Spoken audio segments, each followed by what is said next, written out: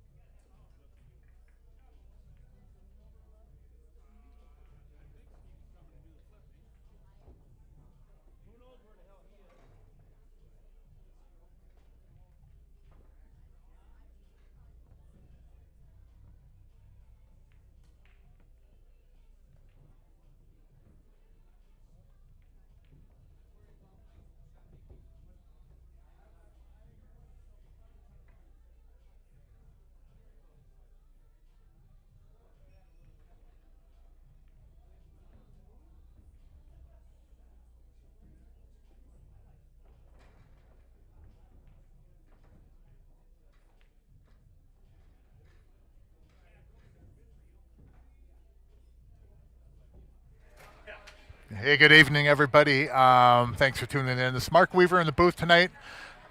Jerry Johnson still overseas in Europe. He'll be back, I believe, over the weekend or after the weekend. And we have one match tonight. Again, it's Ron and Tom against Dustin and Brian.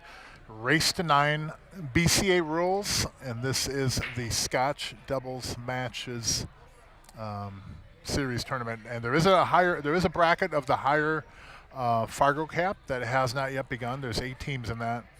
And once we're completed with the first round for the lower Fargo cap bracket, then we will kick off the upper bracket as well with matches. So I believe Jerry's goal is to get one from each bracket going every Friday night. So a lot of pool coming up here. And then, of course, as always, you got the Friday night weekly tournament is available to play. You got a half hour to sign up still. And that sad pot for the jackpot is well around $3,500. So a great way to pick up a little bit extra cash if you happen to snap it off and your name is the random one drawn. But Ron breaking at the table, Ron McKellis, and we're on underway here, folks. Again, race to 9 BCA rules. Ron and Tom, upper left part of your screen. Upper right, you have Dustin and Brian.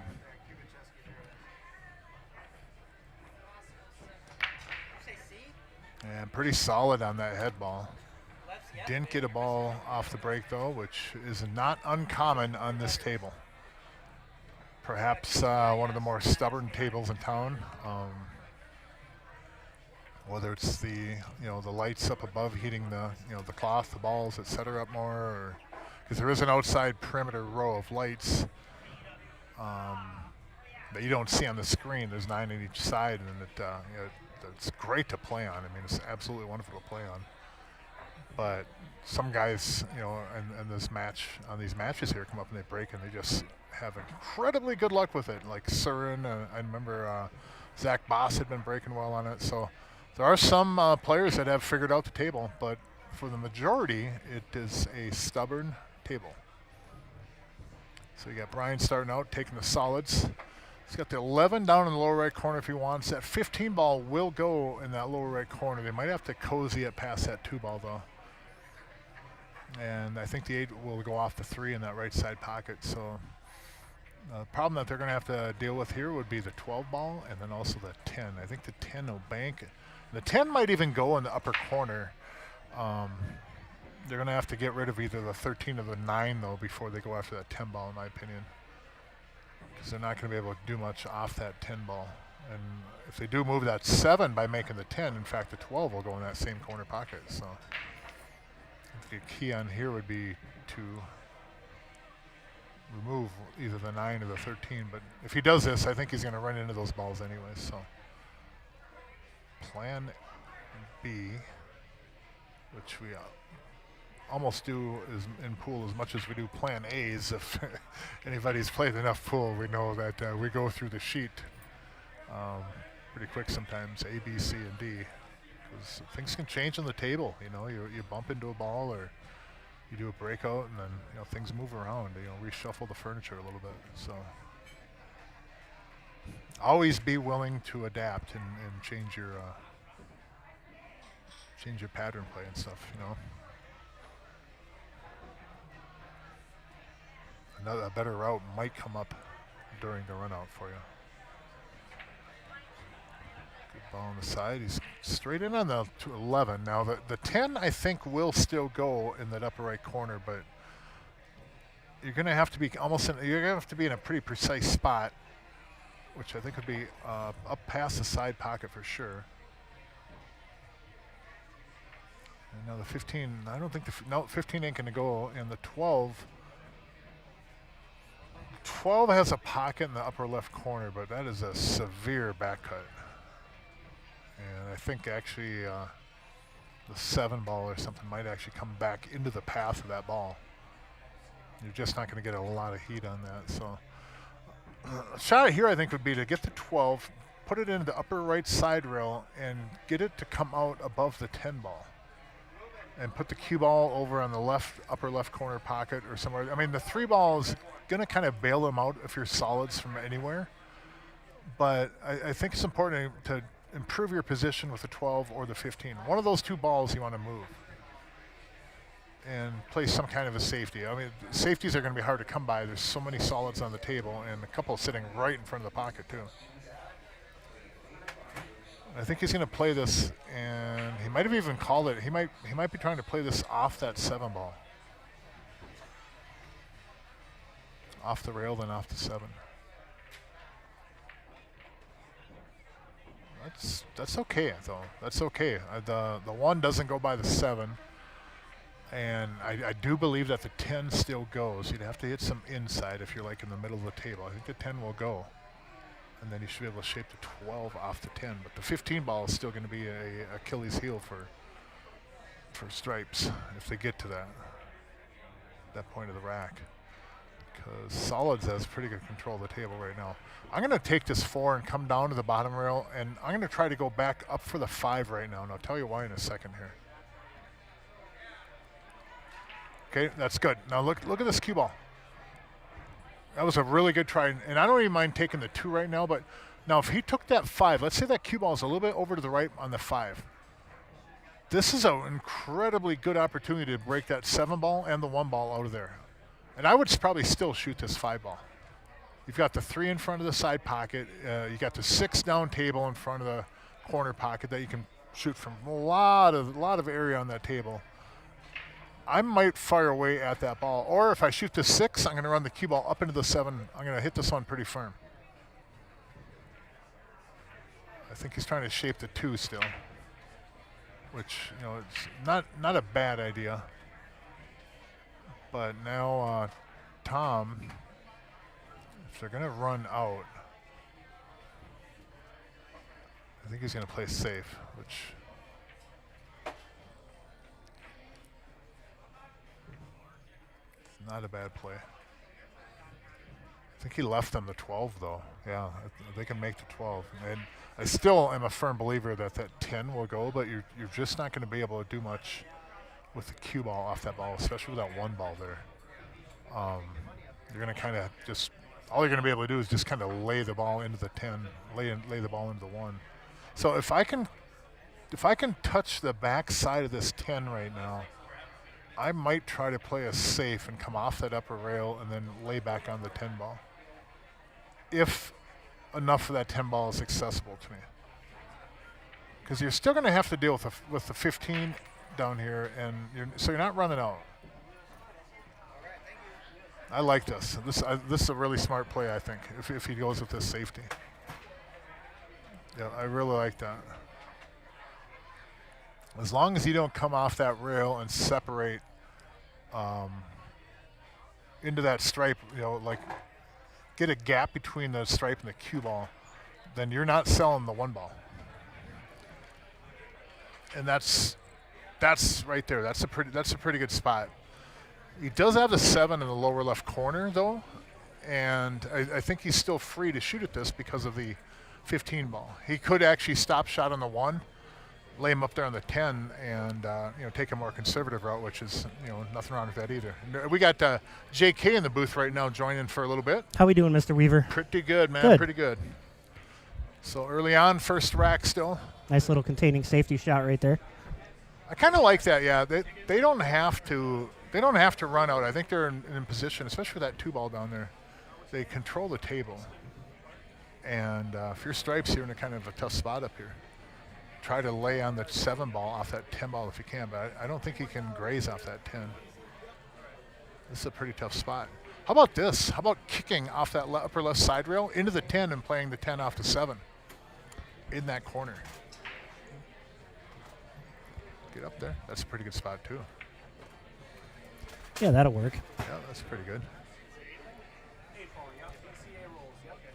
So Tom Clark at the table now, and he could play the 7 into the 3. Yeah, 7 off the 3 in the side and kind of bust everything wide open. Yeah, I like that because I think the 8 comes down just hard enough to move the 2, and then the 8 might still block the pocket for the 15 if things happen to go awry, but he'd have to still make the 7 into the 3. If I do that shot, I'm hitting it firm enough to where I'm actually going to play position on like the 1 or the 5.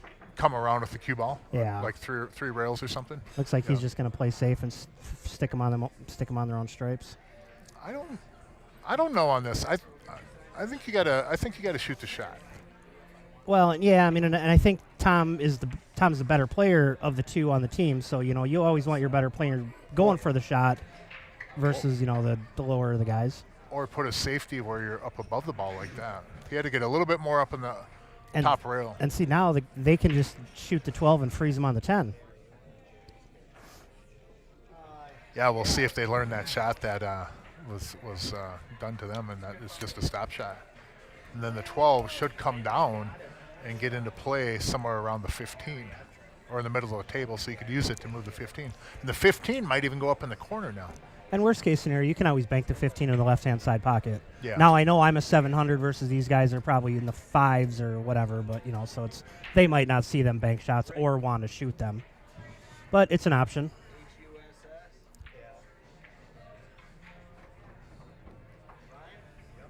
Well, the 12's in play. Messes up the 2. Yeah, block the 2 a little bit. He can still shoot the shot that Tom could have shot, where he can shoot the 7 off the 3 in the side. Yep. And the 3 And now moves you the might 8. almost want to do it if that 2 doesn't go, if you're going to try to get out. Is he going to go off the rail into it? I don't know if I like that. You might. Yeah, I like the 7 into it. Maybe draw right over into the 5 ball. You'll get the 5 or the 1. The 7 will come off that rail, and you probably have that in the side pocket. The 3 will go in. The 8 will move to 2. You got a lot of things going on if he shoots that 7-3. Yeah, but it's all pretty safe. I like it when you can shoot a shot and get like 7 of the 9 balls moving on, that are left on the table or something. And they're really not going to get in trouble because I think the 8 will clear the 2-12, and then both the 8 and the 2 will go. And then he should be middle of the table, either have the 7. Well, he's going to do safe. He's going to put this down on the bottom rail and put that ball in play for the. Oh, he's going to foul. No, I got there. Never a doubt. Oh my goodness! Wow. Well, you got a combo available for the 15-12, and if he does hit this and gets the 12 in, the 15 may go in the other corner pocket, and they might actually steal this game. Yeah, you should have a shot in that bottom left corner. Because I don't think you don't want to lay this one soft down there. You want to play to win, and you're either going to have the 15 in one of the corners. But first thing is make the 12. And as long as you don't hit it horribly bad, if your 12 hangs up, then it's blocking the pocket for the 2 and the 7, and little insurance, maybe. You just don't want to roll softly and get tucked behind that 2 with the cue ball like that. Right there. You don't want the cue ball there, but get away with it a little bit. Yeah, messing up the 7 ball, but the 2 off that 12 will move the 7 if you're solids. Yeah, Tom's just got to come up with a shot here and make that 5 ball. He sees the 2 off the 12, and he's doing what both teams, you're able to actually do that kind of coaching. Hey, this is how we deal with this ball. Let's get over here so we can do this. Yeah, you can point all you want while it's your shot, but just, once your shot's done, you need to walk away from the table. Yeah, you got to get away from the table, yep.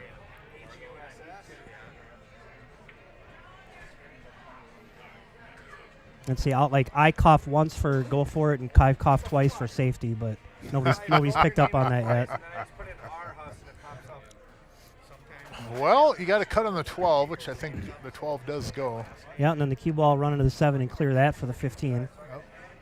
And then you be on the 10, and you should be able to take that 8 if it doesn't go in clean off the 3 ball. Yeah, it goes in the side. I mean, looking right at the table, either one. Yeah.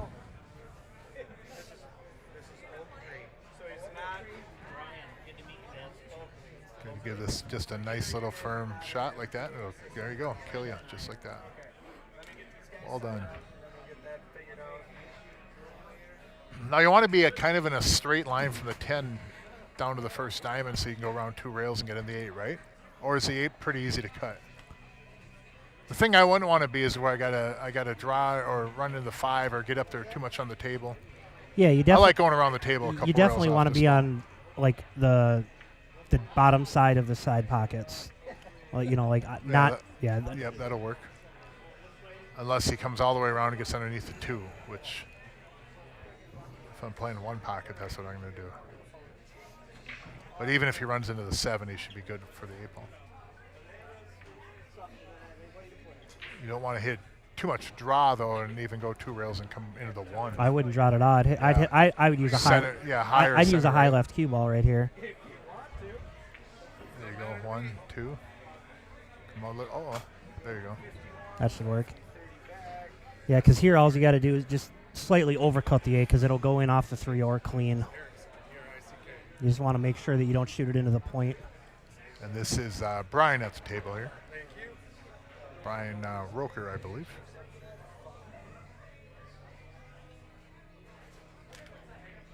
Yeah, good out by those guys.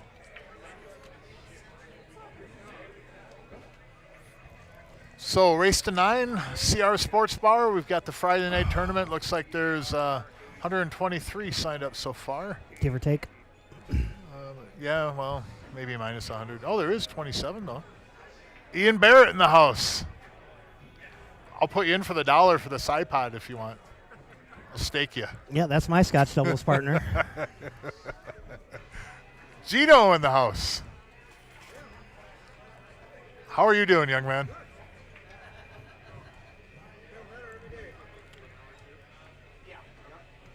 Yeah, I don't know either of these two that are at the table right now. I thought I looked up one on Facebook. I think it was Waseca area. So I'm gonna guess there's southern Minnesota, but I'm not familiar with either one that much either. Just from what I learned when I went over and introduced myself. So pretty good break. Yeah, all I got to do is 6 balls and a mess. Yep. Stripes. I think the 11 will go, right? Yeah, the 11 will go. So yeah, it's just a little tricky getting on that 14 ball. yeah, the 14. You can get there from that ball up in the upper rail, but you're not really going to be able to do much with it. I'd like to have that 9 ball if I get straight into the 14. Or you shoot the 9 off the 4, and then you got a bigger area to play position on the 14. That's a really good idea. Moving I like that. Yeah, just move that 4 ball out of the way. Yep. Just you don't want to hit it too hard to where it like knocks the 1 and then ends up blocking the pocket for what is that, the 13 ball up there to go into the upper left? Yeah, the 13 or the I think it's the 12. I can't tell. Yeah. Solids. I don't know. I tell you what though, if that 5 would go in the upper left corner, it's kind of a crazy play, but I don't mind doing the 3, and then back cutting the 4, and then floating directly onto the 6 with the cue ball, and then just take the 5. And that's not bad because then you can actually shoot the 5 into the either side pocket too, depending on which way you come off and the which 6. way you come off the 6. Yeah, in fact, you could go into the 6 and take it on the side, but I would probably only shoot that route if I'm sure that 5 goes up in the corner, which it looks like it might, but it looks pretty tight too. So, but I'd go with stripes on here. Yeah, I like stripes too. Even with that 14, I'm pretty sure the 11 ball goes into that bottom left corner without moving the 6. I kind of would have liked that steeper angle on that 11. I would have went from the 11 backup table to that 12, and then got to the 14. And then the 14 would have got me on the 9 to the 15. But they can still navigate this out.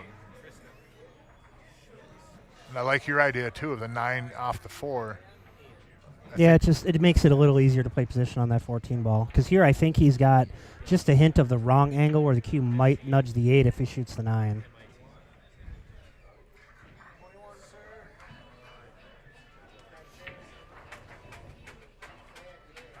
Yep, well. Yeah, see now here I'm shooting the 9 off the 4, following my cue ball, playing position on the 14 right now. I want to have a slight angle. I want to go from the 14, then drop back for the whatever that northernmost stripe is. I can't tell. 14, then go across over the upper right side rail, and then to that stripe. Yeah. And then come back for the 15. It'll be curious to see if he takes this 9 off that 4 or leaves the 4 there. Because that 14, there is not much room up there. And if you're going to get from the 15 to the 12, isn't a guarantee either. The 6 ball is going to be a big ball. Yeah, I like being straight on the 15, and then you can just drop straight back. Yeah. Oof, this is going to be tough. No angle. Yeah, he didn't move the 4. If that 5 wasn't there, it'd be a pretty easy out from here. But yeah, you got to get over there. He might be. I wonder if he can go down to the bottom rail, then up to that side rail right below the side pocket, and then get on that ball. That's pretty dicey though, right? I mean, you got to almost hit like right above that 3rd diamond. I think you're almost better off force following it with a ton of top right and hitting the bottom rail, the left side rail, and spinning up Between the 5 and 8. Yeah, that's a good path too. If he's got that stroke. That's a lot of stroke, man, because you're coming. That's not his real name though, is it? Oh, he went up my route. Spin. Man, I think he got on that ball. I think he got on that. Whether he's going to hold this for the 14 is going to be the yeah, he got on there. Now, if it's me personally, I might shoot the 14 ball now, because there's a lot of scratch in this ball. I'd have to be at the table. I mean, yeah. Now, if you can see that whatever 12 ball or 13 or whatever it is, You're almost better off hitting it with a lot of left to make sure you hit the left side rail, then hit the 4 ball. Yeah, then come off that rail into the 4. Ooh. I Yeah, mean, that's. I see what you're saying. Hit about the 3rd diamond, then hit the 4. The 4 stops the cue ball. Yeah. I mean, this is doable, though. He Z-banked this down in the lower left corner. I mean, Look at me wanting to play one pocket. Z-banked it. I would just cut it, but,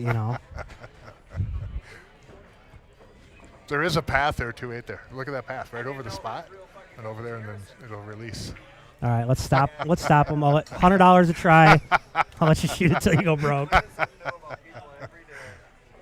Oh, He's scratching the side. He's going to come zipping right across. Yeah. See? That was a good cut, though, man. Yeah, he hit it good. That was a good shot. There's really nothing he could have done to avoid that. A little bit softer with a lot of English inside or outside to come off that ball differently, but yeah, either catch shade a little bit thinner, a little bit more full, maybe, but still a good cut. A lot of scratch in that ball, though. And that was a pretty tough out. But going back to the beginning, if they would have shot the ball off the 4, it might have been a game changer. But it would have been easier to get on that for sure if they were on that 12. But again, it's up here, you never miss a ball, and they're a little bit lower caliber player. It's just not everybody sees that stuff. Yeah. But if they go back and watch, they might be like, oh, that's a good idea. Next time I'm going to do that. So maybe they learn a little something. Yeah, and Dustin, to his credit, though, he did get him on that ball. Yeah. He did get him around underneath that 6 and got him on that ball.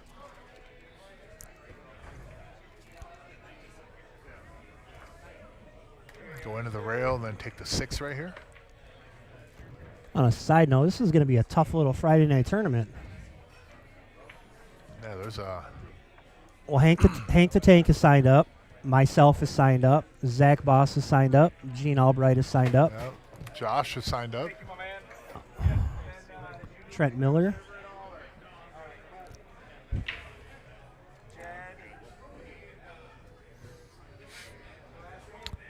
What's up, Joey? So here, just don't hook yourself on the 8. I mean, Yeah, I don't really like that angle he has in that 6 No, either. yeah, you can almost. I mean, you could just shoot the 1 ball, follow it a little bit, shoot the 5 into the side pocket, or 3, whatever that is, into the right-hand side pocket, roll your cue ball in the middle of the table. I think he's following 2 Yeah. rails. Oh, that's a pretty good ball. Yeah, I like that. Go up table and come back for the 3 or the 1, or do you take it up in the corner? Oh, he's going to shoot this in the side for sure.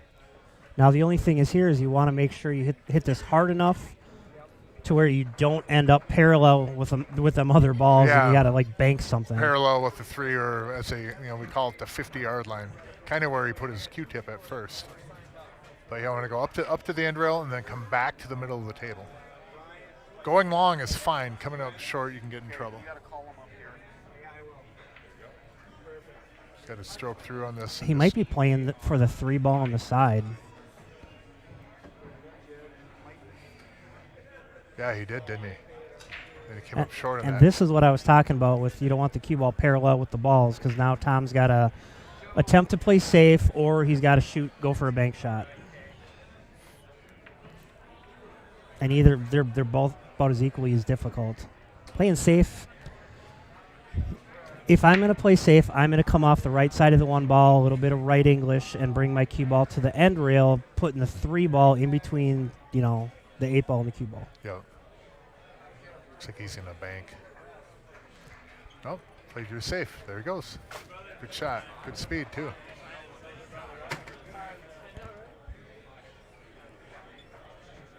Good speed. Well, here comes the jump cue. That doesn't look like a jump cue, though. No, he's... He's going to... I think you can see the edge of the 8 ball. Yeah, I mean, he's only got to swerve it a little bit, and then the English will catch and throw that 8 ball, too. So you really only probably got to mass A half the 3 ball. And you just make sure you get a good hit, because then the cue ball might, if you get a good hit but miss it, you're probably going to hit the 8 ball thin. The cue ball's going to probably end up on the bottom rail, and then they got to come up with a shot from down there. Now, this is a shot where you're almost better served using your jump cue or your break cue in full length rather than actual jump cue. It seems you can stroke this ball because you're only going over about half that 3 ball. Oh, to jump it, you mean? Yeah, like use a regular break cue. He's got a harder tip. He can do a long jump like that, more accurate, some people feel. I don't do as well with that as other people do, but I would probably do my jump cue, but I'll bounce over the 8 ball then. Oh, I should just sell my jump cue. I'm terrible with it.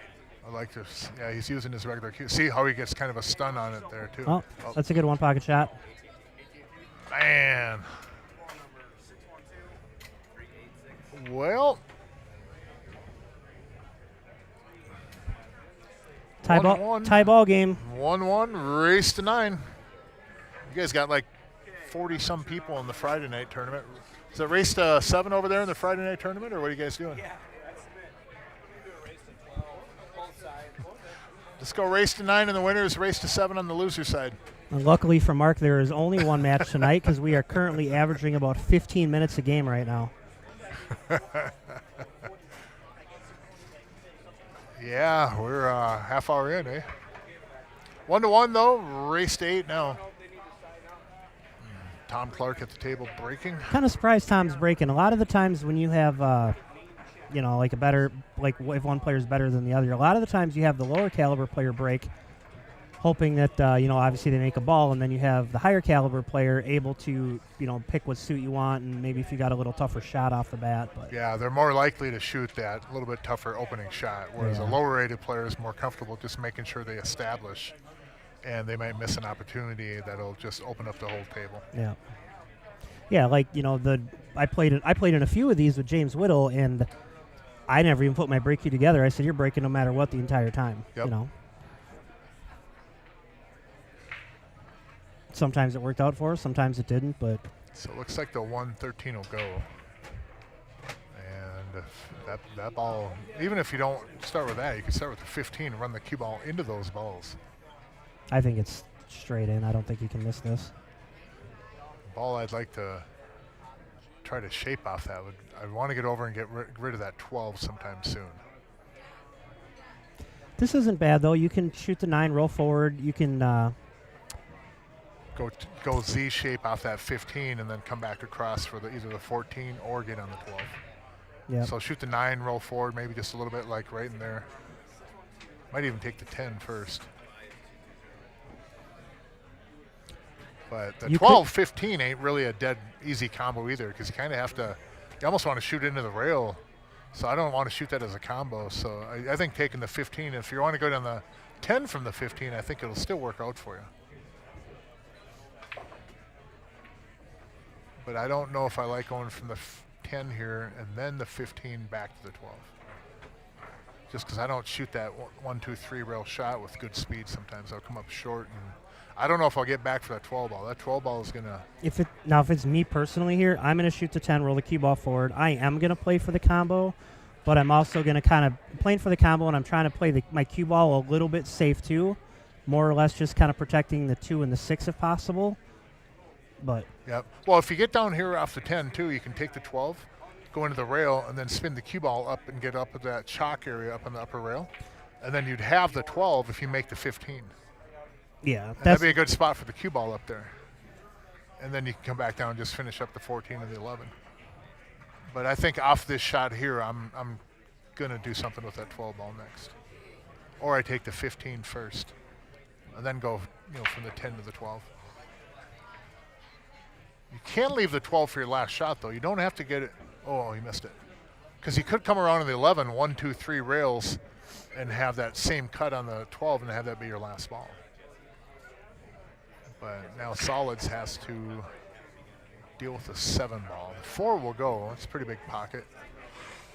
7 will actually cut in the side too, but I don't want to cut. I ain't shooting that. Yeah, I don't want to shoot it either, but it will go. And you can bank the 7 into the 3, but you don't need to do that either. 6 ball should come into play to be able to move the 7 for you and make it easier. It's from right here. You might actually miss that though. You might run into the 4 ball with the cue ball instead. I'd like to be up just about another inch or 2. Yeah, and if you had to, you can always shoot Take the 4 now. Well, you could shoot the 1 on the side and then make sure you have an angle to shoot the 2 into the side and run your cue ball like into the 4 and try to jumble all of that up, and then you'll have the 3 ball for insurance into the right-hand side pocket. You know, because you might. Yeah, I don't like pushing the 4 down towards those 2 stripes. Oh, I'm hitting it hard enough. Everything's moving. I promise you, I'm not tying up the 4 down there. But I know better. Where if I'm pushing the ball into my opponent's balls, I'm hitting them hard. He's gonna move both. There you go. That's a good shot. Yeah, that's a good ball. I couldn't tell how steep that cut was from up here. And I think the 4 goes. So you take that one first, and then just finish these up. Be good. You don't have to take the 4 first, I guess. But if I'm straight in, I just pop it right now. Take the 3, 2, 1, 7. Any variation. He might just shoot the 3 ball into the side and come back for that 4 ball. Yeah.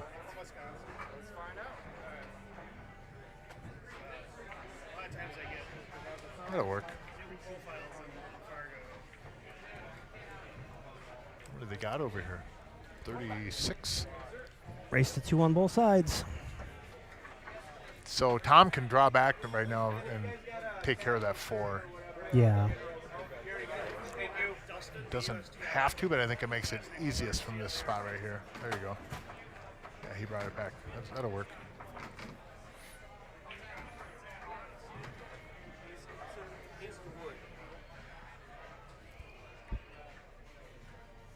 You think follow this 4 to the middle of the table, then shoot the 7 next, 2 in the side, 8 in the corner?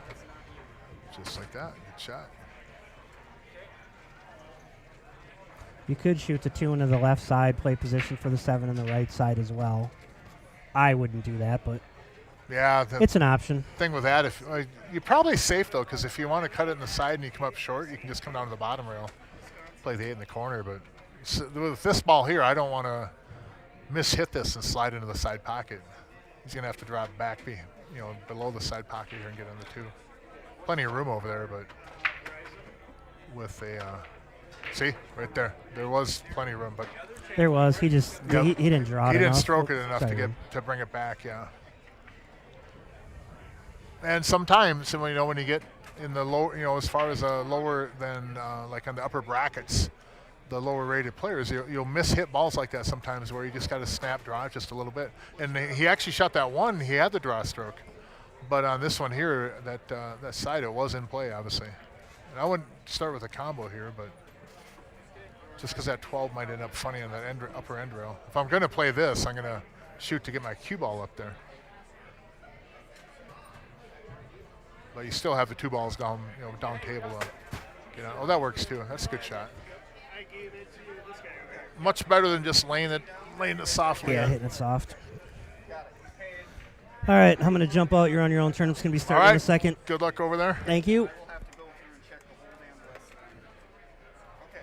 So we got Brian at the table. He's on the 11 ball. Going to bring the cue ball back up, get on the 10.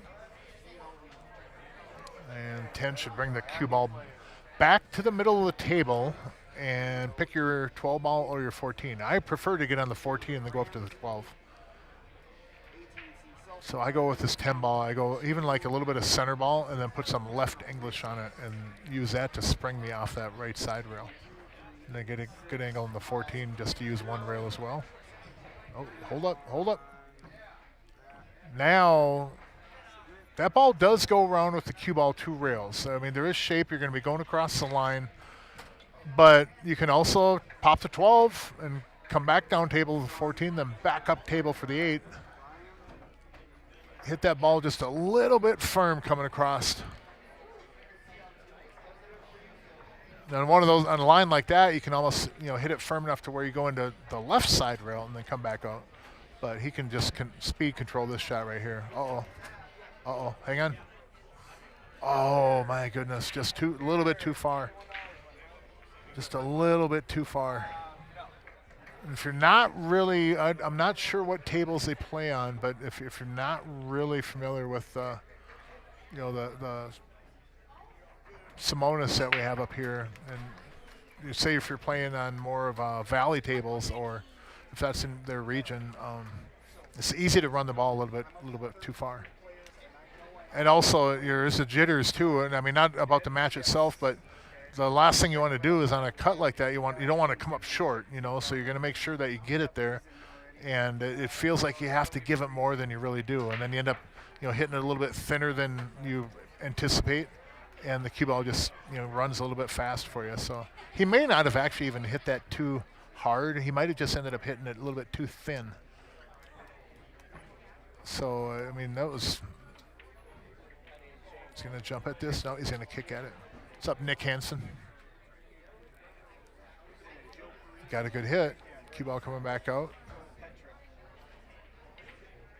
And now I would do a draw shot and take the 8 in the right side pocket off this ball.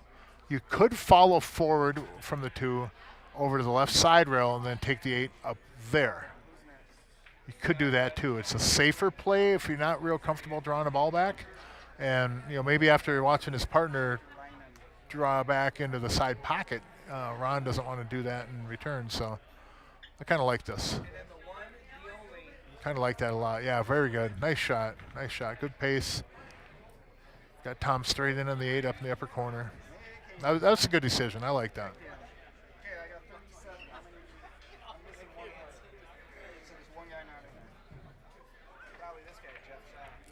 So Tom Clark for the 8 in the corner to go up 2-1. And there we go. So 2-1, race to 9. This is Mark Weaver in the booth at CRs Sportsbar. We're in Coon Rapids, Minnesota. As always, the mecca of pool in the upper Midwest. And I think I heard 39 or something for the Friday night tournament. Quite the field out there, though, as JK was saying. There's a list of players here. Definitely some upper players. I've seen mid-range and lower players too. Pop off a winner here, there, and make it into the cash here. So, don't let it deter you. And one of the best ways to get better is play better players. And for $21 for a Friday night tournament, you get to play a broad range of players in the weekly here. That starts at 7 o'clock. Sign up starts at 6. And if you don't want to do the side pot jackpot, I'll stake you the $1. All right. So it's a win-win. But it's been a really long-running tournament, and players definitely show up for it on a weekly basis, especially with that jackpot. It's like $3,500. So Ron at the table breaking, and got the 3 in the side. Got a little huddle of solids over there on the right side pocket, and the 5 and the 15 are tied up. The 7 and the 11 or 7 and the 13 are tied up. What a mess at this table. It does kind of open up a little bit if that 2 would go in the side. I sure wish that 1 wasn't there, because then I'd take that 2 off the 6 and slide up into the 5 and open that ball up. But oh boy, this is a messy table. I don't like any of them. I even asked my opponent, hey, you guys just want to re-rack? You can even break. Look at this. This table's a lot of work. I might even start with a safety here. I'd probably kick up off that end rail and just hide the cue ball behind the 15, but solids is runnable. If you can get down here below on the 6, you can shoot the 6 in the side and pound the 1 ball up into the 5 ball. But I think what you're going to see instead, I think Ron's going to fire away at the 4 and run into those balls anyways. I don't really like that, because the 6 is going to get pocketed off this if he hits it firm. If he does take the 4, or is he taking the 6? I'm sorry. No, he's going to take the 4. But he might hit this hard enough too, where the cue ball runs and kisses the 11 ball a little bit. We'll see. If it goes up towards that 6 will go on the side, and the 1 will release. He did bump the 7 or the 11.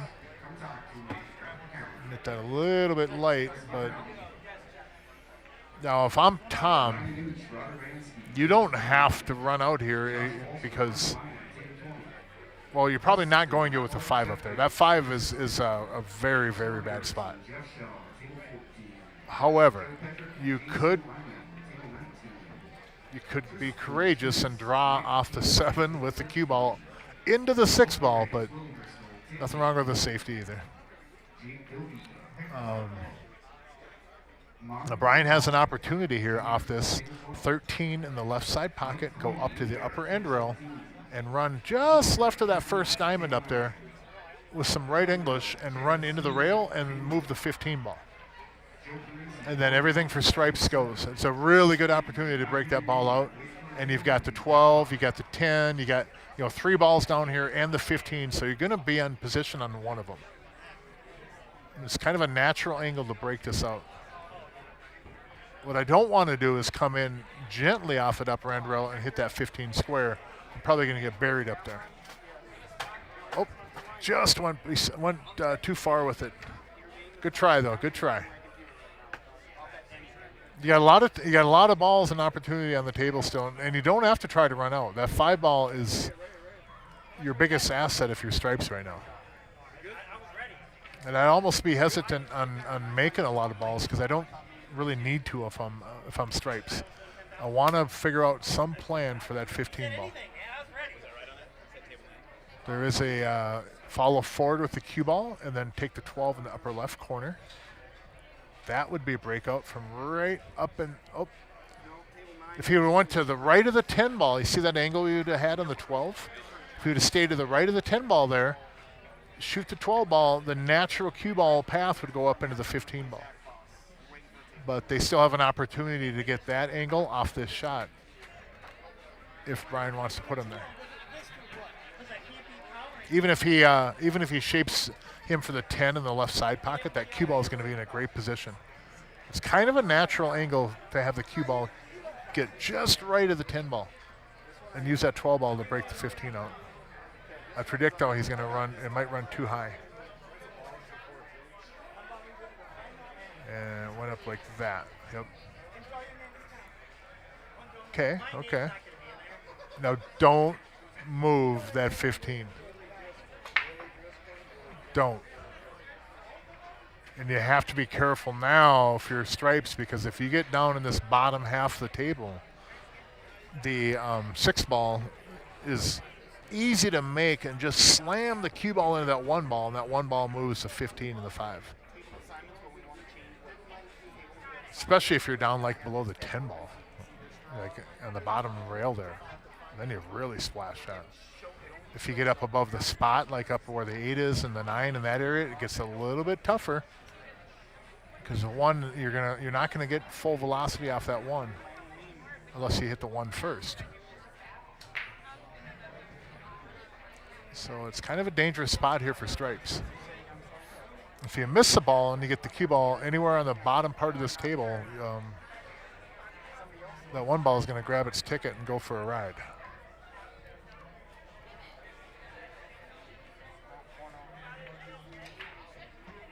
I like taking this one too, if he's going in the side. You could actually even take the 10. But again, any miss and you're down here, like anywhere in there with it, where he put his Q-tip, that is trouble if you're stripes. If solids is at the table, that's a really tough spot. So you got to kind of protect the cue ball a little bit in this situation too. Because even if you make balls, you're not guaranteed to get out from here unless you're going to bank that 15. Oh my goodness, that was a really good shot. That was a good shot. Now, the cue ball is in a spot where he can move that 5 ball. He's going to have to slam the 6 ball in. He could draw back off the 6 zone and leave an angle on the 1. Actually, I like that better. Right there. That's even better, a much better idea. Everything I said 2 minutes ago, forget about. But that literally, though, plan B was way better than my plan. Now, this is a lot easier to slide into. Instead of moving the 1 into those balls, now you can use the cue ball. Watch being stuck up at the end rail with the cue ball, though. Like up there. That's right, that'll work. So 7 to the 5 and 5 to the 8. The side pocket on the right side of the table is in play. I might actually consider going with inside and coming down to the bottom rail and then over to the right of the 10 and getting straight into the 5. Just because that side pocket is kind of huge to draw across with the cue ball.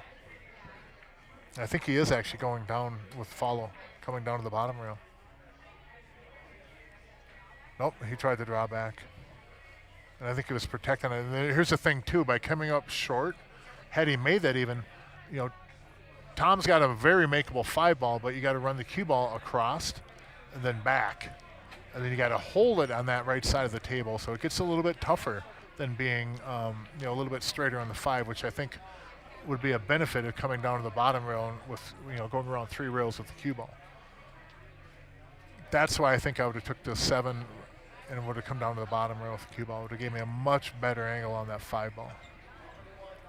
And now Dustin and Brian should just be able to clean these up and tie up the match.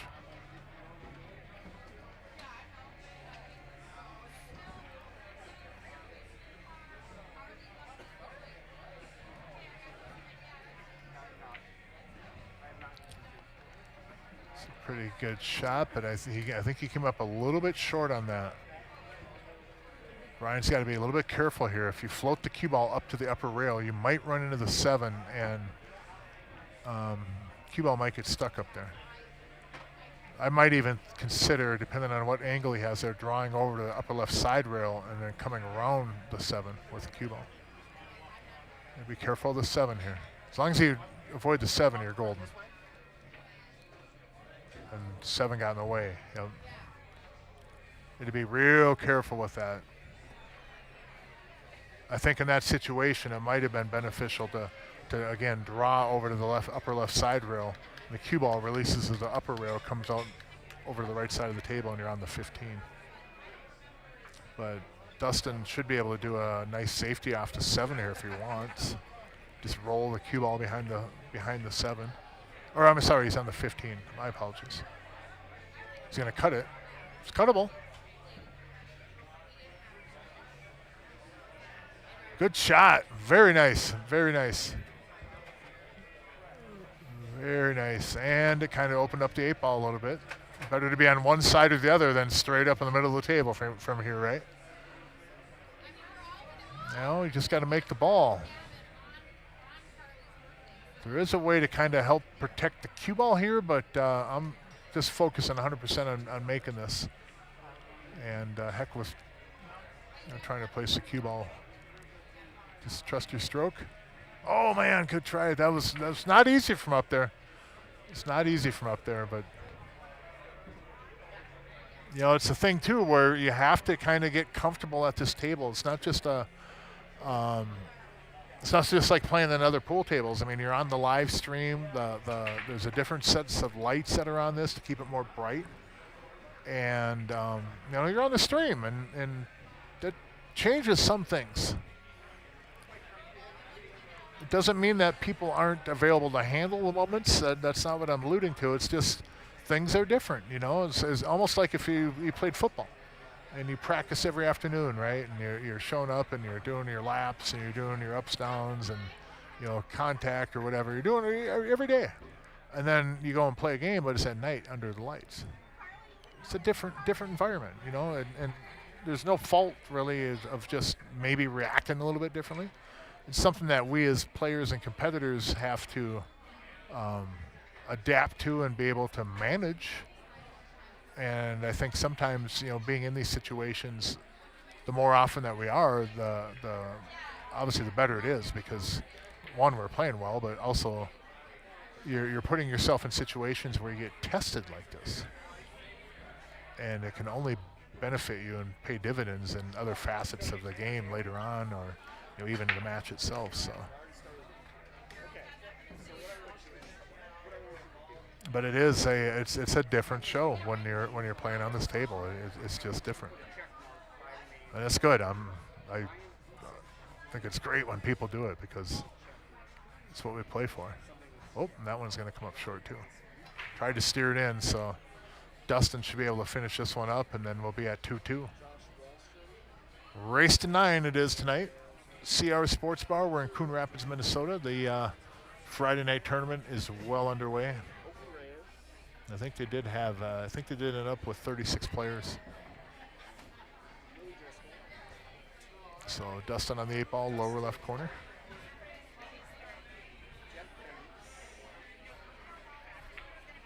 Good shot. Uh-oh, watch the cue ball. Watch the cue ball. That'll be right.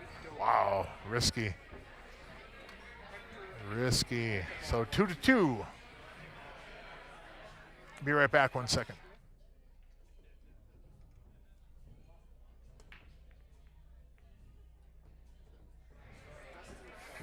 Alrighty, so I will fire up my old communication device here and see what everybody's doing in the chat. And nobody has broken the ice in the chat. There's 65 of you on the stream. We appreciate. I know it's summer, right? I know numbers are going to be low. Being in summertime and the summer's winding down, but there's 65 of you. Somebody has to even an insult. Throw me an insult if you want to. And I see the little crown there. I don't know this chat too much, but it says there's a little crown right there. It says 0XP. I don't know what that is. It's like a purple crown. And now it looks like I ran 5 people up. I better just close it out for a little bit. But yeah, thanks for tuning in, everybody. Though I know it's summertime. It's August is winding down. We got football starting up. We got kids going back to sports, going to college, etc. And I get it. It's that time of year. We'll get through the next few weeks, and regular season of football starts up then. But right here, we got a race to 7 now to advance in the Scotch Doubles tournament. Again, there is an upper bracket. There's 8 teams in the upper bracket. Once we finish up this first round of the lower Fargo Cap, we will kick off the upper as well and try to have one match of each bracket each night. That is the goal. And, with scheduling, sometimes that can be oft difficult, to say the least. But we get her done. The long one was, I think, this last spring, because you had M8, you had MoMA, you had the Upper Midwest Shootout, you had all kinds of stuff, and then you ran into the springtime where you ended up with Vanilla, and there's all kinds of other year-end tournaments, etc. At that time of year, and it was it was a tough one. It was a while. I was teasing Hank, saying he's going to be 21 by the time that tournament ended. But man, these are fun though. Been doing them for years, so really appreciate everybody tuning in and spending some time with us.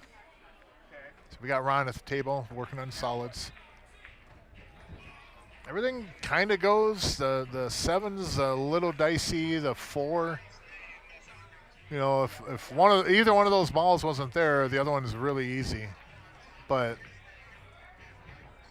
I wish the 6, if I'm solids, I really wish that 6 would go. I might run the cue ball down into these balls right here. Follow down and just kind of nudge them a little bit and rearrange them a little bit. Just like that. I like that. You got kind of a tough break on that. I mean, you're on the 5 ball. But I like that. I like that shot. I think that was the right ball. Because you had to move them a little bit. Something had to change down there. Okay. So Ron's going to have to just shoot the 5 up in the corner. Oh, no, he does have the 7. I'm sorry. Let's get him on the 4 then. And a little bit too much. But they do have the 3 up table. So 3 to the 5. 5 to the 4, and then 4 to the 6. Because I still don't think the 6 goes in the lower left corner. So you're going to have to go 3, 5, across the table to the 4, and then somehow get on the 6. Oh, no. I got a message from the referee here at the leagues at CRs. My nemesis, the one, the only, the esteemed Cheryl Hansen. Cheryl, what are you up to? He was here helping us, and I thought he already put himself in. I don't know. Let me take a quick run. We'll find out. Cheryl. She did tell us, but I didn't. I hope you're having a good night, you and whatever you're up to on this beautiful August evening. Good shot on the 3. It was a good stroke on that ball. So now we will find out what's going to happen here in the 6 and the 4. Again, I don't think the 6 goes by that 4. I got somebody over here in front of the view. No, it doesn't go. So on the 4, you're probably going to, you might even end up having to bank the 4. Uh-oh, now you're in trouble though. Table 3's open too. Now you're in trouble. But Stripes says has a lot of work over there with that 15 ball. That 15 is not in a really good spot for Stripes. Does go up table though in the upper left corner. But you've got a little window underneath that to take it. And the 9 might even go in the upper left corner, but I don't want to shoot that ball. So if I'm kicking this 6-4 combo, and I want to get maybe just a speed. Well, that'll work too. Get the 10 over there and mess it up even more. That's pretty good. And that 10, 15, and the 9 is a real mess now because the 15 would go previously.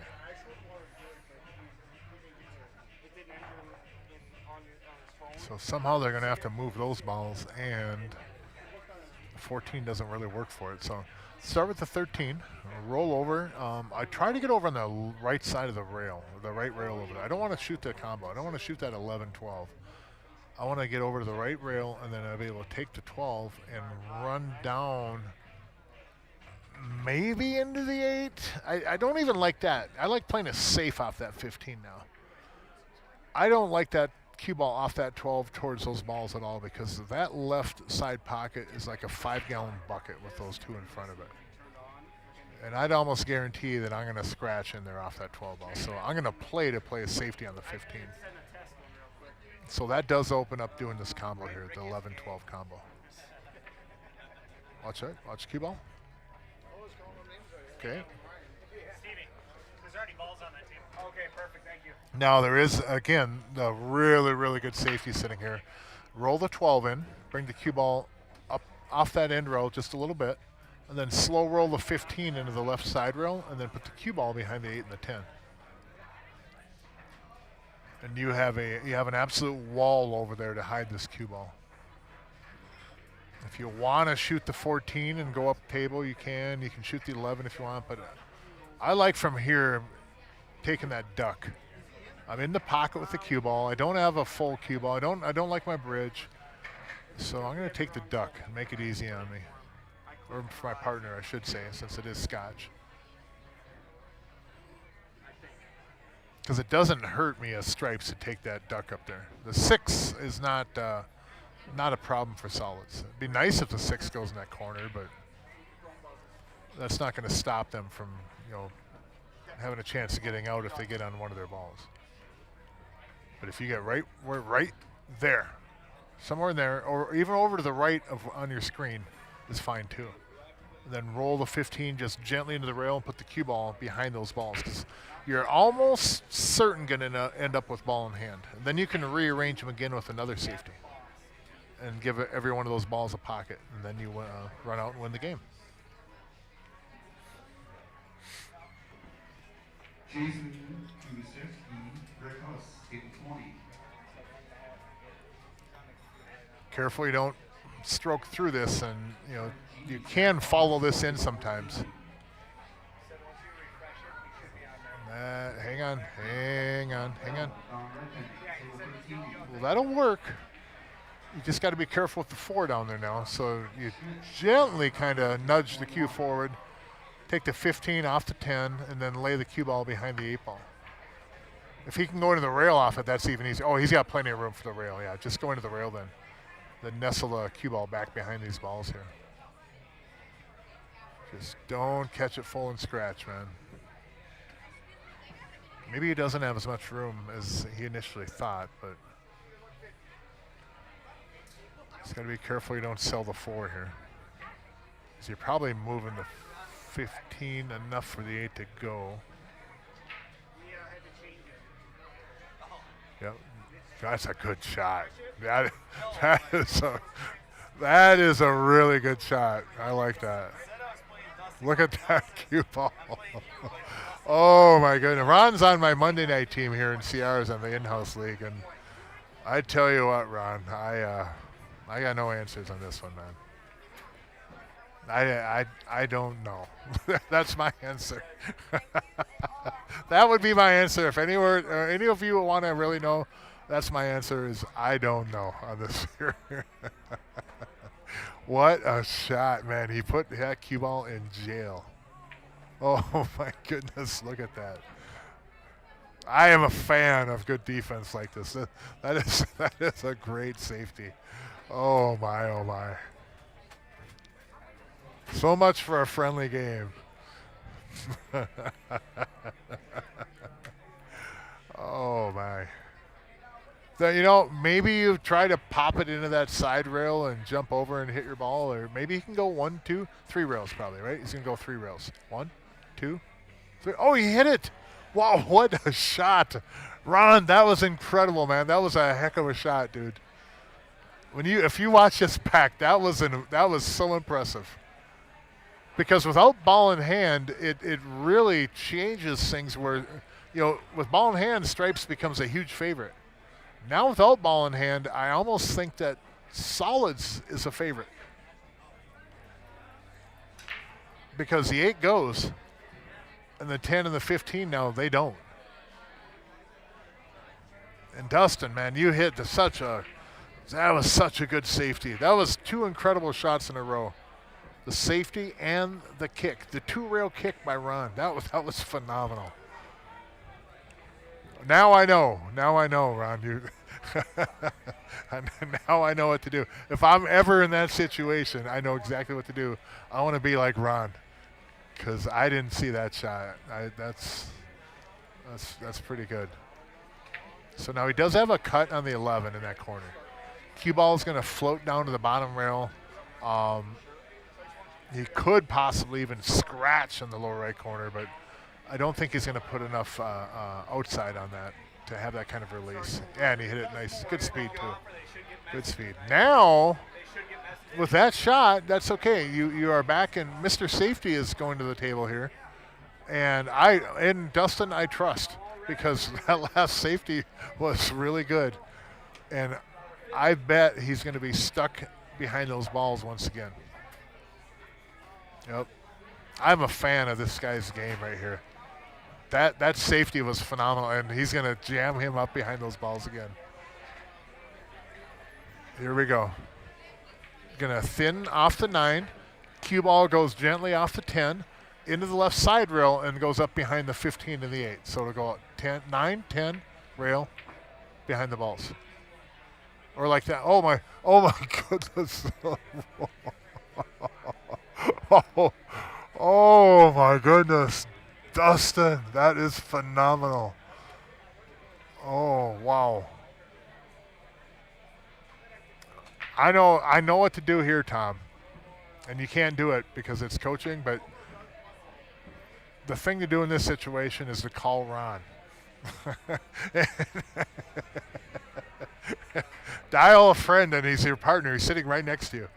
Because he pulled off the kick, and I think Tom does actually have a path here to hit the floor, but wow, what a couple of safeties by Dustin in a row. Those were phenomenal, and not only were those safeties really, really good, Tom and Ron.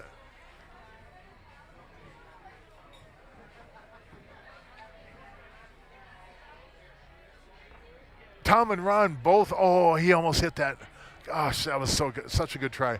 I was going to say, Tom and Ron not only were safetied that well, 2 shots in a row, but then they actually got a hit out of those safeties, which would be just incredibly remarkable.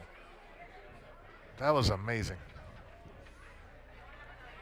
Dustin, you are a diabolical player, man. Those are a couple of my favorite safeties I've seen in a long time. That was good stuff. And I don't know if I'm Dustin, I'm almost thinking, what do I got to do? You know what I mean? What more do I have to do? You literally jammed those guys up twice, and Tom almost hit that ball. That was great. That's good pull. So these guys should be able to clean this rack up. Then the balls lead to each other. 15 will put you on the 9. 9 come right down to the bottom table. Get in that 10, and then the 8 is right there for the side pocket.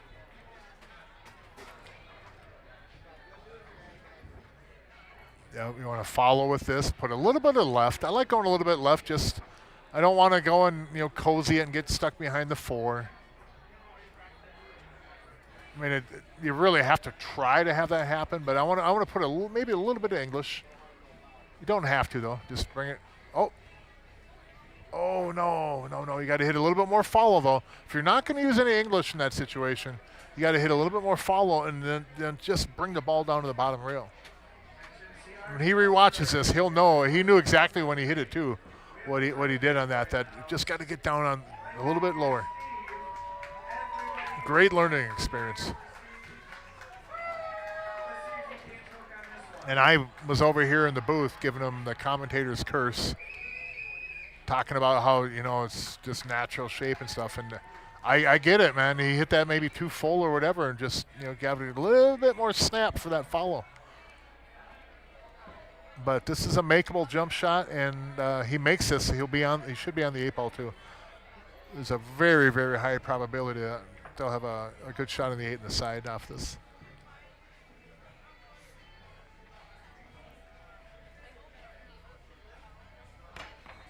Oh, ball off the table. Good try though. Good try. So the cue ball actually came down and landed on the ball.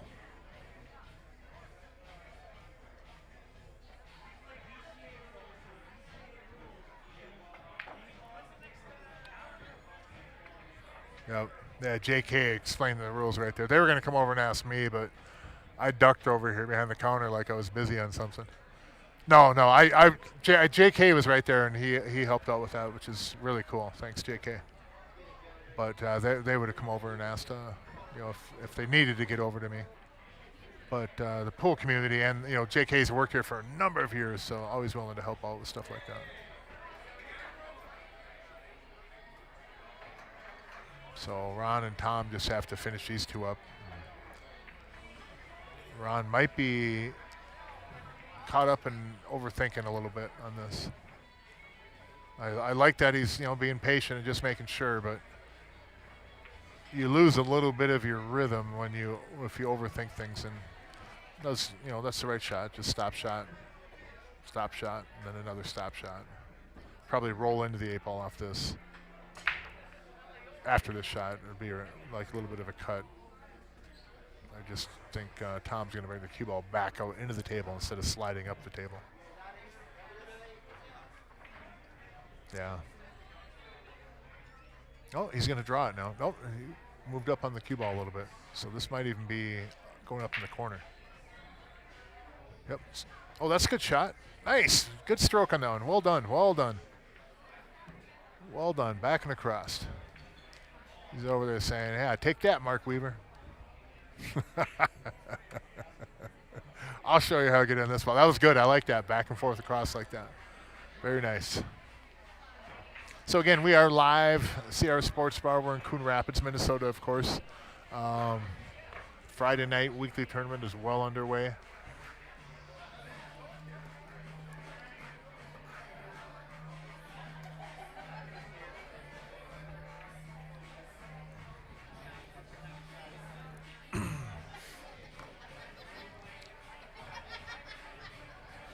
So let me see, hop back in here and see if anybody's active on the stream chat here.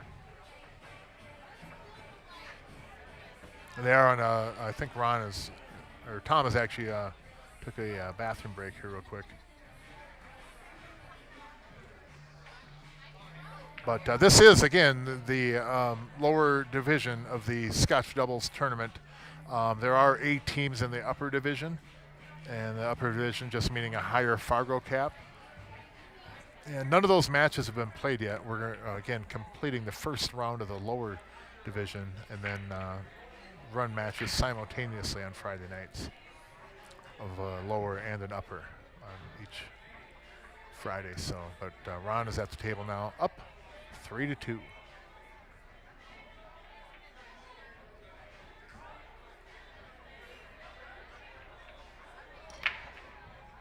Pretty solid on that head ball. 7 goes in the side, 4 goes in the side. And oh, I like starting out with that 6 ball. I bring the cue ball back over into the 11, and that nudges the 3, and then I'm out. I've got the 1, I've got the 5, the 3 will move up table just a little bit. But yeah, I like taking the 6 and bring the cue ball underneath the 15 and then run into the 11. Even if I run into the 11 and miss the 3 goes in the lower right corner. So, because with the cue ball that close to the rail, I don't think that I could slide from the 6 up around those stripes on the right side of the table. The tendency, though, of coming back across, like I mentioned, the tendency will be to run into likely the 15, though. And then the cue ball will deflect down towards the 8 ball, which isn't, the end of the world either, because you still have the 5 up there. So see if he runs into the 15 or the 11. And he did bump the 11, and then he got really unlucky and came over off the side rail like that, too. That was really, really unlucky. That was a really, really, really tough break. I mean, if you get bad rolls in pool, like on the break, things roll funny or whatever. The balls roll funny for everybody, as Paul Newman once said. But we a lot of times when you hear someone saying they got, I couldn't get any rolls, we bring them onto ourselves most often, right? But pool itself sometimes just really gives us a shaft. And that was, I think, one of the instances right there where it could have ended up way better than that. And the pool gods didn't have to do that, but maybe they're a fan of drama.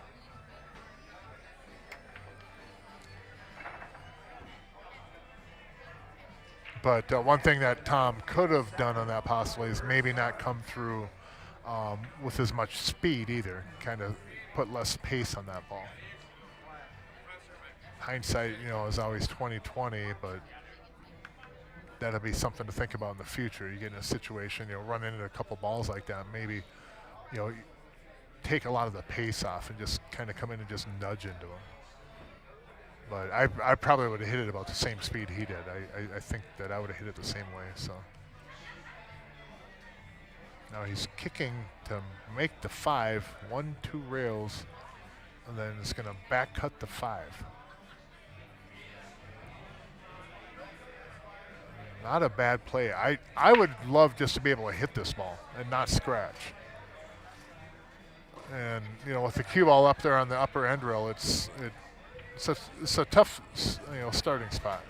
So I might even just masse off that left side rail and hit the ball. Whereas this, I think it opens up a chance for a scratch. And he wasn't that far off from making it either, but he would have had to really zip that cue ball, because he's just going to barely nick the outside that 5 ball. But that is a ball in hand fall. So now Brian at the table.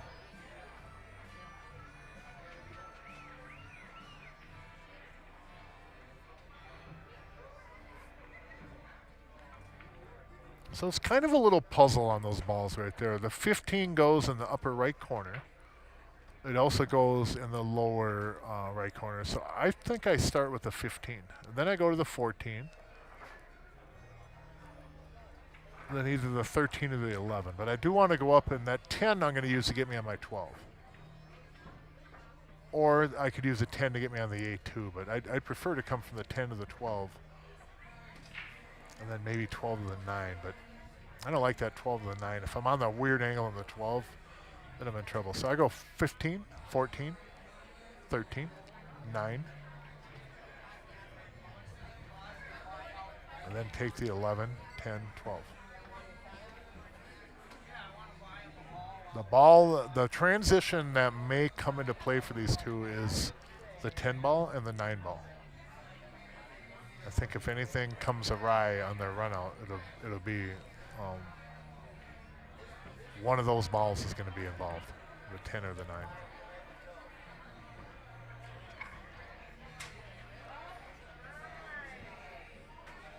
Either the shot will be just a little bit more of an angle than they wanted, but this is definitely one that is going to help build confidence when they run it out, though. This is we'd love to have these tables. So now it's looking up, because if you go from here to the 10, 10 to the 13, and the 13 to the 9. You want to be off the rail, though, but that'll still work. Now Brian's going to have to go up table to the upper rail and then back down. I don't prefer to go to the right side rail on this. The reason is that if I go to the right side rail, I feel I'm going to come off that end rail. I'm going to come down too far on the table, and I might even end up with a combo. So I might even just go up to the upper end rail and come to the right side of the 1 and leave myself that 12 ball. But I wouldn't fault him for going 2 rails on this. That's the path I like there. You just, right there. Yes, that's the path I liked right there.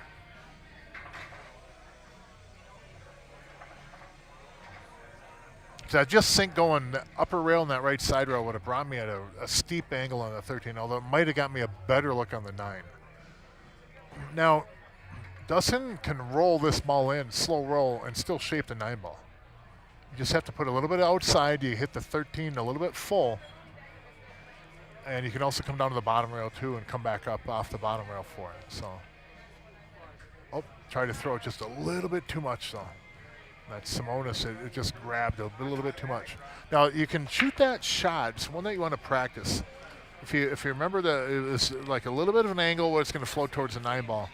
But if you load that cue ball up with some right, not like extreme, you can hit that 13 pretty full, and that English on the cue ball will throw the 13 to the left for you and hold the cue ball right there. It allows you to change the deflection. Good shot, good shot. It allows you, by loading up like that and throwing that ball heavily, it allows you to change the deflection of the cue ball from going out at a steeper angle to almost like flat sometimes.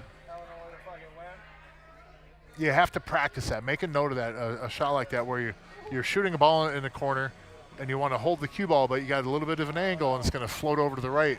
Load that up with outside English, hit that thing full, and practice making that ball. And you'll be surprised how well you can hold that cue ball right there. The only reason you couldn't really slide over to the left side of the 9 ball was because the 8 ball was in the way. Things might have got dicey for him, but Ron and Tom are finishing up the solids on this in the meantime. That shot that I was talking about too comes up a lot like cutting balls in the side pocket as well. A few weeks ago I worked with Jake Doby for a few minutes and showed him about throwing that ball, then holding the cue ball. Good shot, good solid 8 ball. So it's 4-2. We are live CRs Sports Bar. This is a race to 9. Friday night tournament swinging. It looks like the rain might have let up outside. Looks kind of orangish in a way. And there is a chance, I thought I heard, of rain throughout the night. Maybe somebody was pulling my leg,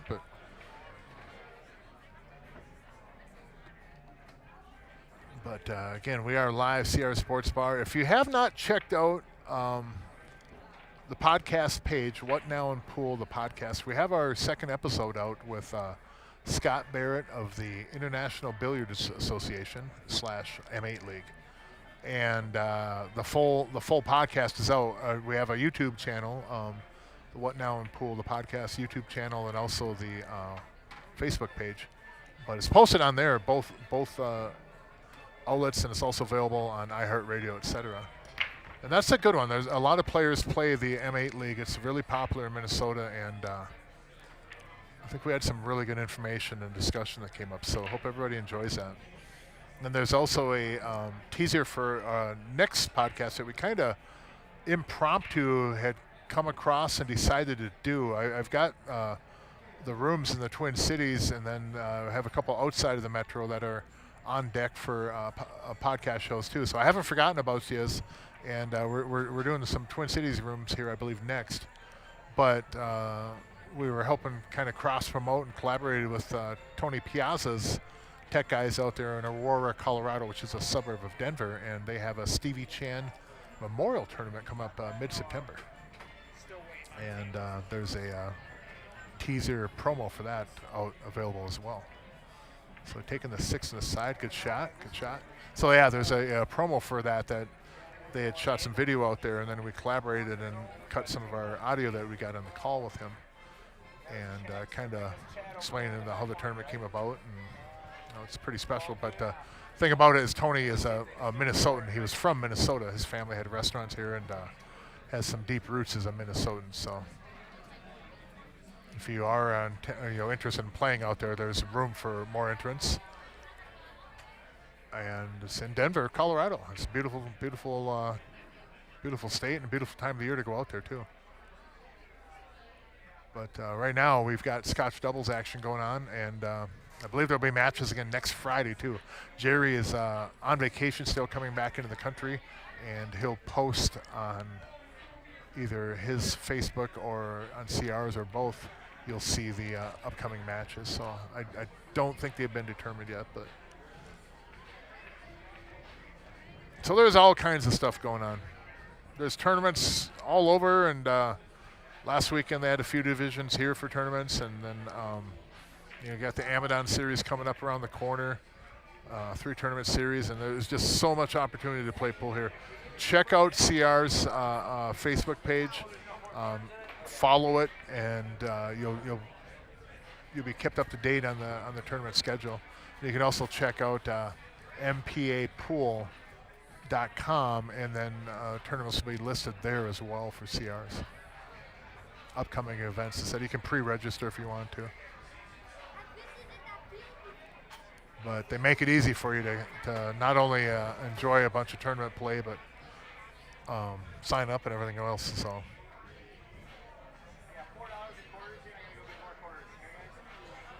But yeah, that tournament out in Colorado is kind of a fun one. So I hope you guys and gals enjoy that preview. And that podcast will actually be out, I think, end of next week. Barry, my partner there, Barry Cedergren, is a phenomenal job so far. And I just get impressed more and more each day. So, and if on that too, when you're on our Facebook page for the podcast, What Now in Pool, the podcast, and also on YouTube, please subscribe. It doesn't cost anything. On YouTube and on Facebook, just hit the follow and like button, and we appreciate the support. Anything else, as far as in that, any questions, feel free to reach out to us. But we appreciate the support. It's been well received, so thank you all. Good shot on the 7. Watch out! Oh, the ball did float out a little bit, but good shot, good shot. Now the 1 goes in both corners. So, and the 4 goes down in the lower right corner. If I could get on this 2 ball really good off the 1, I might go 1-2-4. If I go 4-2 combo, the 4 might get funny up there. So maybe if I do that 4-2 combo, I'm going to draw back and try to get below the 15 and get back on the 1 ball. Or I try to play this 4 off the rail intentionally. I'd be nervous about the 4 getting stuck up there on that upper end rail. And he hit that really good. Nice shot, nice shot. Held the 4 there for his partner. Well done. Taught me a lesson on that one. Well done. Very, very good. Now Dustin can get over to the left side of the table in natural 2-rail shape and get Brian on the 4 in the lower right corner, or the 1 in the lower right corner. Now you don't want to go on the side.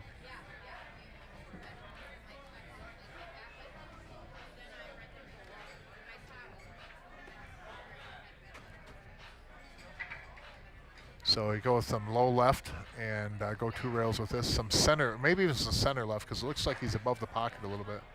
Just like watch the side pocket though. That's a good spot. That's a good spot. Good shot.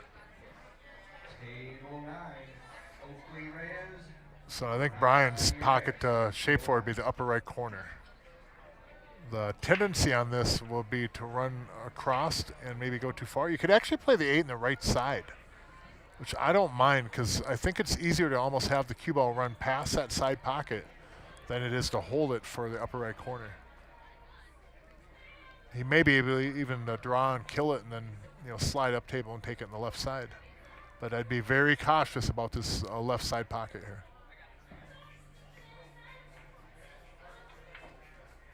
And he came up. Is it going to be a back cut here? Or does it go up in the corner? Looks like it goes. It's a little bit snug up there, but it does go.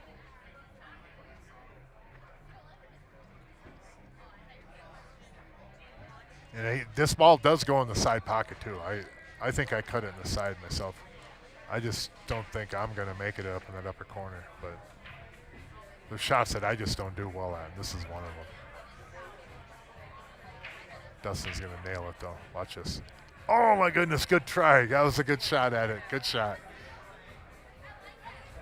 Good shot. It's, you know, with that ball taking up part of the pocket, it's easy to, you know, lean out to the left side of that pocket, maybe even too much. So that's natural tendency. Now, Tom doesn't have to run balls here, but if that 12 goes from there, I like going 1-2 rails with the cue ball into that 14-8 up there. That's only if the 12 goes from where I'm at right now. If it doesn't go from where I'm at right now, I don't know if I want to run anything. I'd do just this right here, do a safety. Yep. I agree with this play. There you go, good shot. Now I think Brian's only shot would be to jump, kick, and call the 8 in the upper right corner. He could play a kick shot off the bottom rail. He can't pocket the ball that way, but he could leave the cue ball up in that upper left corner area and maybe get a fortuitous roll. I don't think he can go that direction. He's going to go off the upper end rail and try to come up on the short side and then kick it down to the lower left corner, which is playable. I just don't know if he's going to be able to get enough speed on that, by especially elevating over that 12 ball a little bit. We're going to find out, though. This is not an easy shot. I just don't know if he's going to be able to get enough speed on this ball. New match, table 16, Trent Miller, John Conga. Hey, Scott. So, yeah, he does have room up there to kick. He's going to have to give this a nice little pop, though, to get that 8 all the way down the table. Oh, and he got more than enough on it. He had more than enough on that ball. Good try. Very good try. Table 7, Ian Merritt, Power. I mean, the 8 wasn't, you know, close to making down there, but he had more than enough speed on that ball. I wasn't sure he'd be able to kick it and get it to move that much. And there's such a small little spot up there kicking like that. Just a small, tiny little spot that you're kicking to. That's a hard shot. I got to go get more coins here. So now stripes. You've got the 13, so just got to roll this one in and come off the bottom rail. The 15 will probably go in the right side pocket. Yeah, the 15 will probably go right there on the side, but after they shoot the 11 ball. And then if you get on the 15, that puts you right on the 12. The 10 and the 9, however, they go in the left side pocket, and they go in the lower right corner.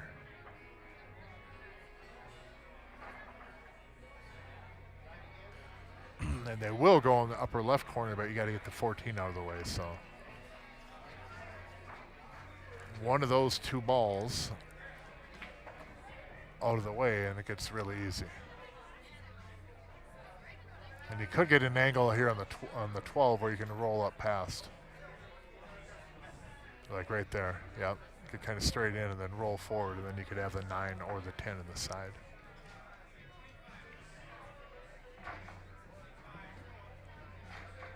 You just don't want to come out too far. That'll work here. Now the 10 or the 9 is going to come back. You're going to have to pocket one of them down in the lower right corner. Now Tom could play safety here too, but I think the right thing to do would be to run out. Play to run out.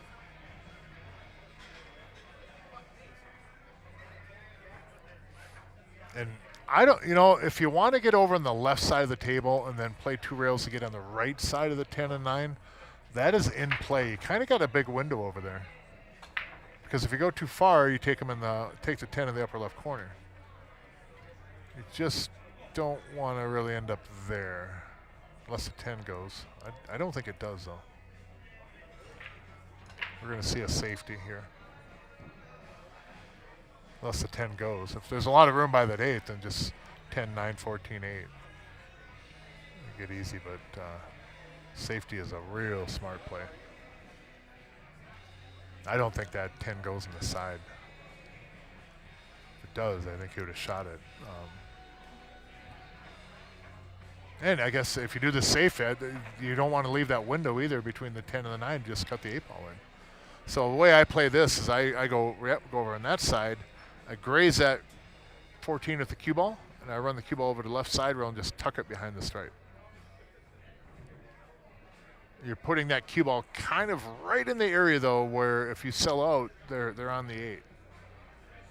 So you got to hit it good. And it doesn't help that you're stretching for that shot either.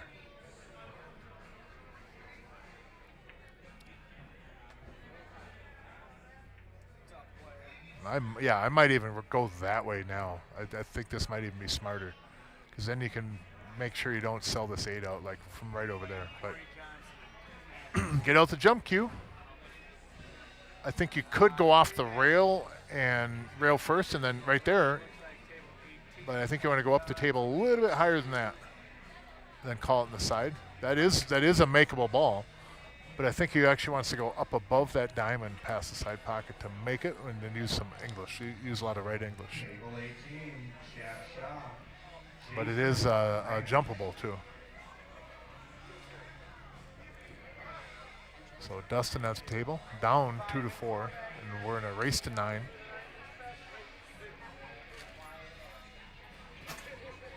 Now this rack will get easier for stripes if they get back to the table, because the 10 will now go in the side pocket. Now it won't, but it goes in the left side pocket with ball in hand. Good try on that one. Good try. So 10, 9, 14, 8. You could be real sporty and go 9, 10, but nobody in their right mind would do that. Just 10, 9, 14. 8 in the side, and you'd be up 5-2.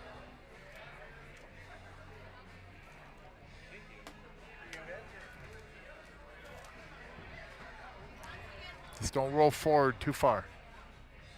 Stun. That's good. Sometimes people get that where they got ball in hand on a shot like that and just, I just got to shoot this in. All of a sudden the cue ball just starts rolling forward. You go like 6, 8 inches, maybe a foot forward. Then all of a sudden you got a back cut of the 9, or you got to go 2 rails in the 4. Ooh, that'll be okay. You gotta watch out for your partner there, Tom.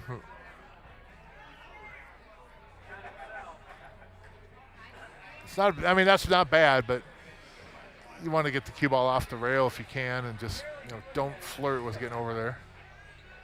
Nothing bad would have really come of that, but except maybe make the 8.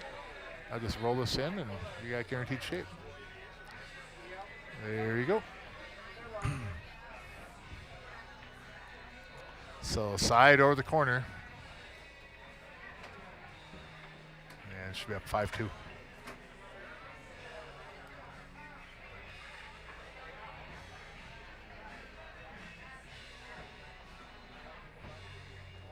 Five to 2, race to 9, CRs Sportsbar in Coon Rapids, Minnesota. We are live. Josh Wallstrom in the screen there, lower part of the screen, playing in the Friday night tournament. My Scotch doubles partner in the upper event. Josh has traveled recently, went to a couple tournaments out of town. I know he was in, I think he went down to Florida for the Florida Open, and I think he traveled, I want to say, did he go to Pennsylvania too? And then I think he's actually going out to Aurora, Colorado for the Piazzas tournament. talked him into going. And then I think Ryan Janikowski is another one, a sponsor here at the stream, by the way, Monticello Auto Service. And Josh Wallstrom is a sponsor of Refuge Pro Roofing and Siding. So.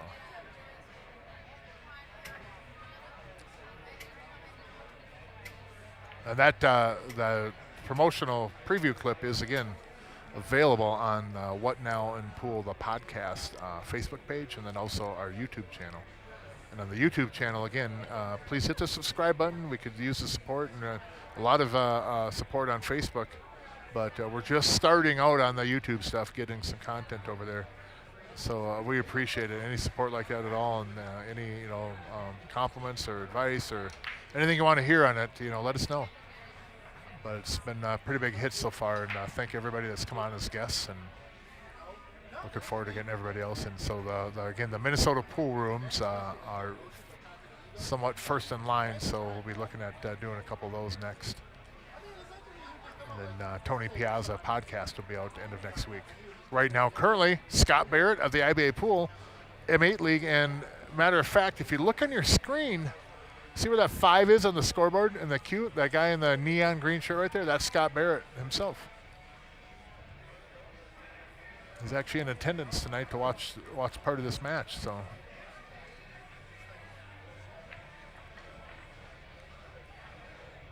Brian at the table, down 2-5. The 8-ball, oddly enough, looks like it's in the same place that it was in the last game.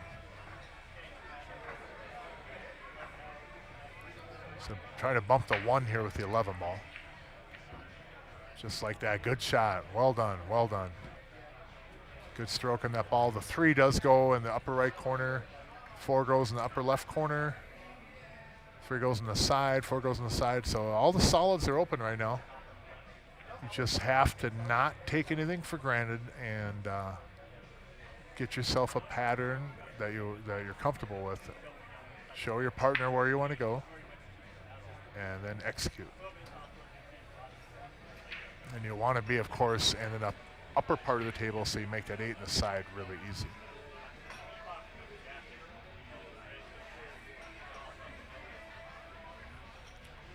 So the 1, I might try to risk just drawing gently into the 7 right here. And then I shape the 4 for the upper left corner. Bump it real just like that. I think that's a good shot. It does give him the 7 if he wants. He could take the 4 in the upper left corner, slide over a little bit, kind of get a weird back cut on the 3 maybe, or he might even go up to the end rail, but I like the 7 first. 7, 5, 3. Nope, 7, 5, 4, 3, 6. Back across to the 8. Or 4, 6, 8. 4, 6, 3, 8. Looks like on the 7, the cue ball might float down to the bottom part of the table. Not far, though. I mean, just like by the spot. So it looks like he's not really comfortable with that ball, and I could understand that. I think if I shoot this 4, though, I might go up to the upper end rail. Excuse me. And I'm probably going to end up leaving my partner the 5 in the lower right corner, but I think this is the right one. Just because if you go that 4 and you try to slide over, I mean, you could take the 4 and slide into the 3, then you're on the 7. And the 3 will still go on the side in the upper right corner, so the problem with that, though, is that the cue ball off that 7 then is going to float to the left part of the table. And it's going to go away from the 5 ball. See how far back he can draw this here. 3 comes over. Okay, 3's good. And the 7 turned out pretty good. But you see how the cue ball, though, it's going to float over to the left now. And he may not like this shot, but I almost wonder if you go over for the 6. If you try to hold this 7 and hold the cue ball up there, I think the cue ball might end up down towards the 12. If you try to snap, draw, and go over to the rail, unless you get perfect on that 6, you're looking at a thin cut up the rail. But I do like going, if I'm able to go 7, 5, 5 to the 3 comes across for the 6. Really nice. See how well he holds the cue ball here. I think that'll be key on this out as far as which way they go next. And, well, 5 goes in the side, though, which is definitely playable. And then you could run back up the table into the 3. Table 19. 5 goes in the upper corner, and you could come across and shape the 6 in the upper left corner. Table 8. Joe Patrick, shot But it does go in the right side, too. I think I would, if I go to the right side, I think I'm going to try to play it off that 8. Yeah, that way. And then I run the cue ball up to the upper end rail, and I'm going to come down and try to nudge into the 3. Especially if I don't move the 8. I want to move the 3 so it goes down in the lower corner here. Uh-oh. Now he does have a cut on the 6, and he does have a cut on the 3, but he doesn't have a pocket for the 3. But I do think that he can actually make that 6 ball. Maybe I've lost my marbles, so he can't make that ball. I just stood up and looked over at the table over here, and I don't think he can get on the 6. This is a pickle. Not only does he have that for dilemma, but he doesn't have a full cue ball. So even if he could cut it in the lower left corner, I think he might make the 8 ball with the cue ball.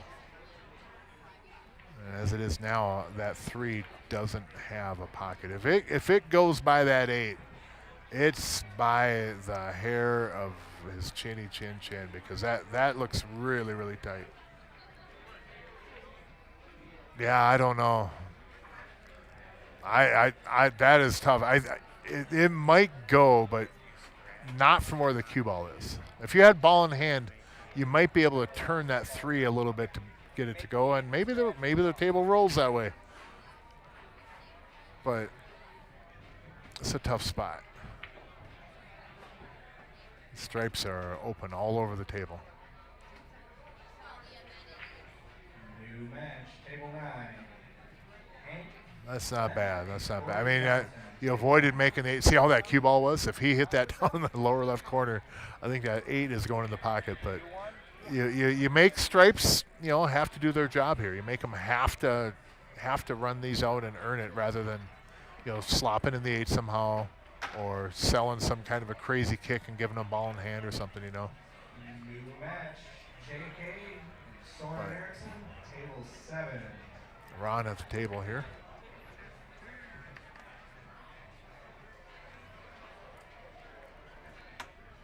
Whole 981 on a card or 875?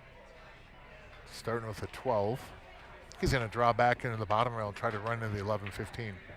Yep, like that.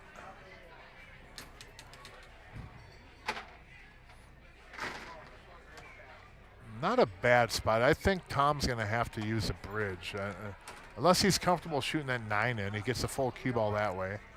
He's going to elevate and take the 11 in the side. That's not a bad play either, but I might just use a bridge, cut the 15 in, and bring the cue ball all the way up table and then back down to the middle. I'm on the 14, 9, 13. I got like a lot of balls to shoot at. But this is quite potable too. Yeah, good shot. Good stroke on that. It's one of those balls where you're shooting over another ball. Things just can kind of get funny sometimes. Cloth might grab the ball a little bit, or the cue ball just kind of curves or something, and catches a little bit more of a spin. The next thing you know, you just rattle the ball, I do that anyways.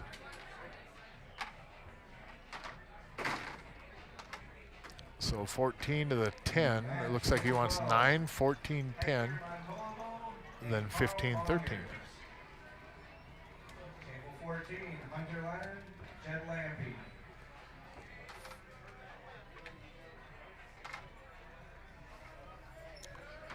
Ron is a methodical player, which is perfectly within everybody's rights to make sure, make sure of what you're doing. Make sure you're comfortable. Don't just go up and okay, I just got to get over here and just fire away. I mean, it's great when we're in punch stroke and we can do that, but just slowing down and just being a little bit more methodical, being certain of yourself. There's nothing wrong with that, as long as you're doing it with purpose.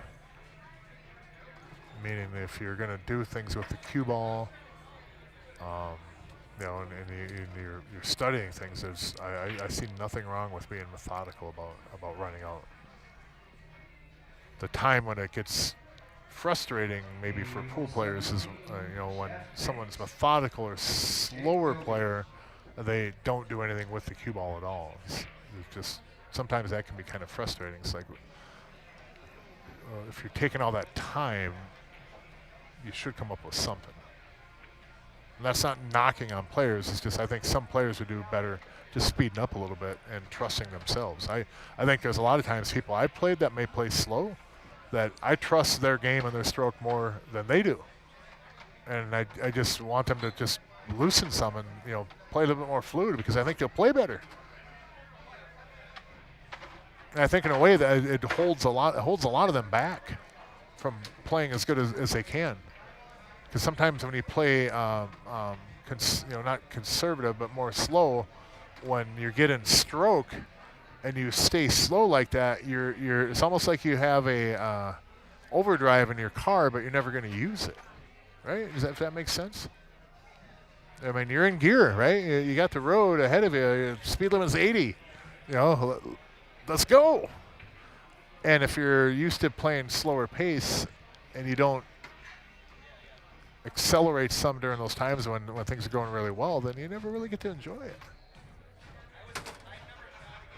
And I play with Ron. I don't think he's slow, but at the same time, I think he may benefit from playing just a little bit more of a pace, because I think he doubts himself more than I doubt him. I feel from playing with him and having him as a teammate that he's a good example of that. It's like I trust you more than I think you do.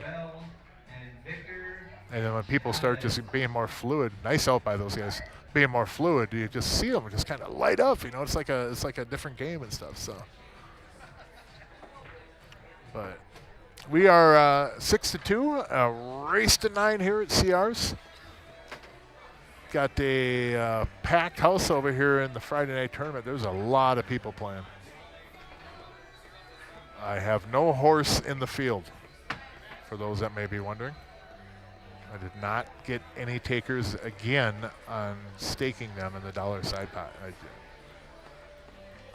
try. The only one that's ever done that, and bless your heart, young man, is Jake Gallery.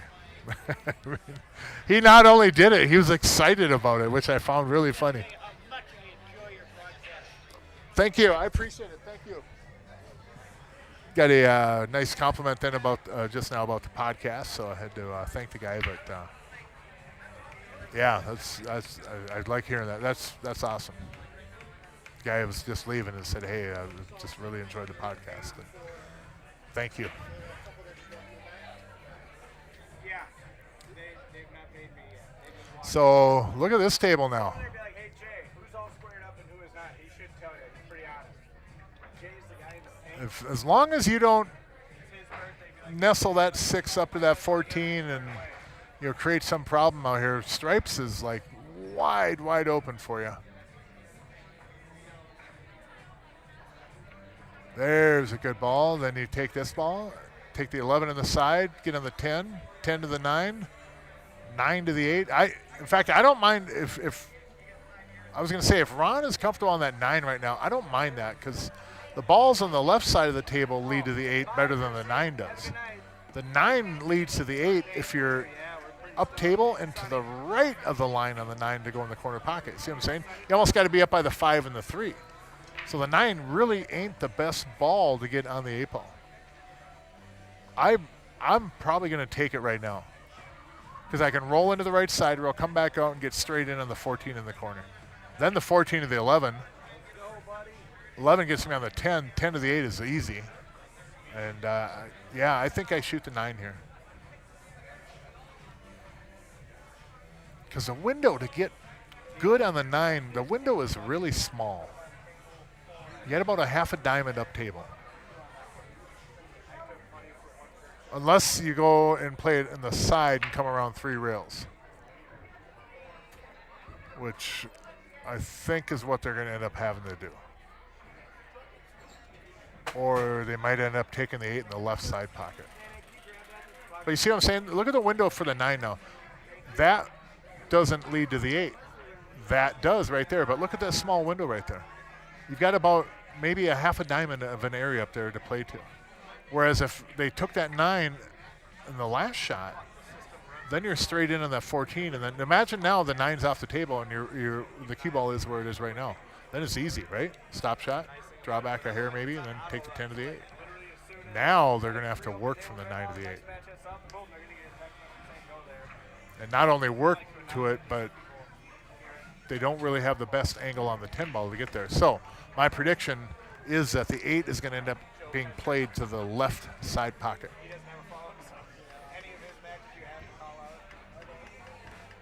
Yep, left side pocket it'll be getting played to. And Ron might be down on the bottom rail shooting it. It's either going to be on the bottom rail or the cue ball will be about a diamond and a half up off the bottom rail. Yeah, he may be right there. But on maybe a ball off the bottom rail. If he comes up short, the cue ball is going to be just above the first diamond on the right side rail there. So this is a shot almost like similar before where you got to follow down, you got to stroke through this now and get the cue ball down to the bottom. You're better to go long than short. And he's going to be about, oh, that's really good. That's really, really good. Another ball revolution down. This shot gets tougher. I like that spot right there. That was well hit. It was good speed too, because now he has a full cue ball too. Very nice. And that was a good out by those guys. Well done. Well done. That was a good shot, Tom. When you rewatch this, you lift your hat or pat yourself in the back a little bit. That was a good ball. It's very easy to get that cue ball down on that bottom rail, and shooting off that bottom rail in that side pocket from there, it gets a lot different and a little bit harder than what Ron had, and that was good. 7-2.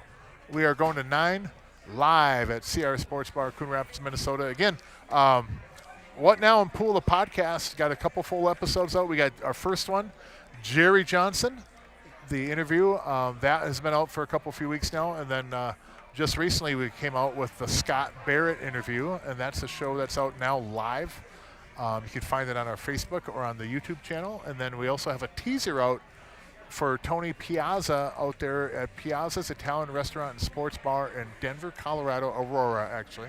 And that's for a tournament coming up in mid-September. So we got 3 shows out already in about like 5 weeks.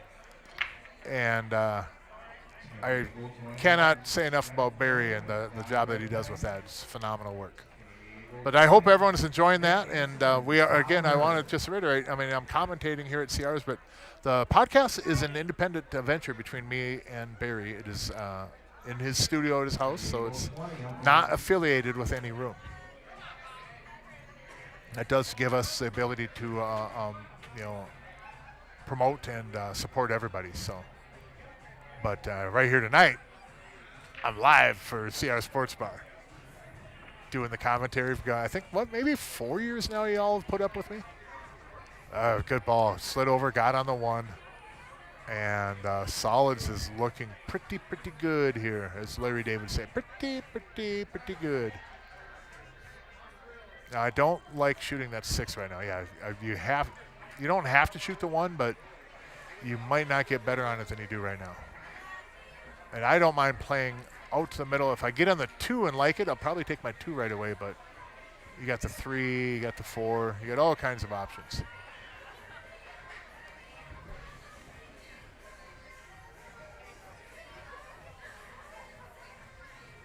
This is a rack where they just kind of have to not create any trouble for themselves. The balls are wide open. They all kind of lead to each other. Now I'd like to 7 a lot. Hit this with some inside. Come back up in between the 8 and the 4. If I go long, I got the 6. If I come up short, I got the 4. And if I come up real short on the 4, I run the cue ball into the 14, then I'm on the 6-2. So this is a really, really, really good spot on the 7 ball. And if you have not hit the subscribe button here at CRs Sportsbar on their YouTube channel, please do. Oh, you got to get up a little bit more than that, though. Still has a shot, but that cue ball is going to go for a run now. But if you haven't hit the subscribe button, it is free. You don't have to pay for it on YouTube. And then subscribe to CR's page on YouTube. That'll keep you up to date on the matches. And hit the thumbs up if you like it. If not, throw me a thumbs down too. That's all right. I'll thumb wrestle you. And then turn that thumb down into a thumb up. But then also, if you do me a favor on the What Now in Pool, the podcast Facebook page, hit the like button. And then also on the YouTube channel, if you guys would hit the subscribe button on that, really, really appreciate the support. Thank you. So this cue ball will go for a ride here. Oh, he hit that so good. Wow, man, you hit that good. I thought that ball was going to go flying in there, but he hit that with some English on that. That was really good ball, Tom. Well done, well done. Nice control. No, Ron would do well for his partner to put some inside on this ball. Put some left English so that you kind of straighten out off this end rail. If the ball comes right up off that end rail, Tom might have a real thin cut on this 2 down in the corner. That's good. That'll work. That'll work. Got to go a little bit of inside English on that and learn that shot. That'll really be beneficial. But if Tom slow rolls this, I think the side might come into play.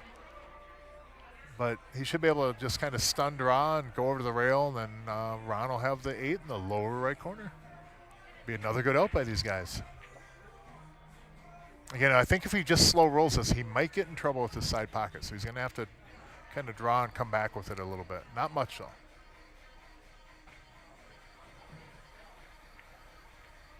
Oh, took it a little bit outside, yeah. Putting too much English on that. And I think Ron needed to just put a little bit of inside on that 6 ball. The 6 came off that end rail and it went off to the right off the deflection, and he could have killed that with left English on that. So Brian and Dustin back at the table. Backs are not yet against the wall, but they're getting close. Anytime a team or your opponent's on the hill and you're back a handful of games, it really gets tough then. So I think a number to shoot back for me psychologically is that if Tom and Ron get on the hill, I'd like to be at minimum 4 games. 5 would be really good. I'd be comfortable with 6, of course, obviously, but I think for sure I want to at least get 4 before they get another game. So I want to pick up this game and I want to win the next one, either break and run, but I definitely want to get up to a minimum of 4. Hopefully, from their perspective, Tom and Ron don't, win another game. But I'd rather be at 4 to 8 or 5 to 8 than 3 to 8. I know it sounds like simple math, but psychologically, if you don't look at, okay, I got to make up 5 games, just make up a couple right now. Get that step done. And then the bigger goal gets easier.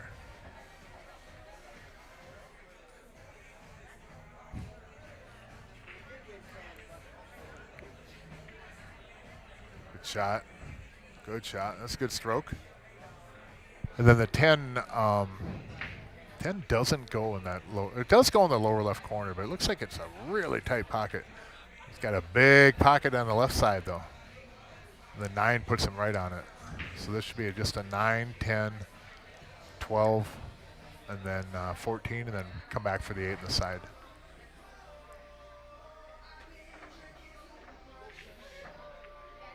There you go. It's a good shot. And Dustin can just bring the cue ball back right about to the same area.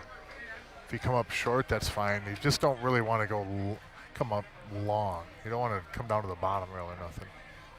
Just come back about 6 inches, 8 inches or so. That'll work too. You just didn't want, you know what I mean? You just didn't want to get down to the bottom. You don't want to snap that and come down way down to the bottom. Because this will, should put them at 3.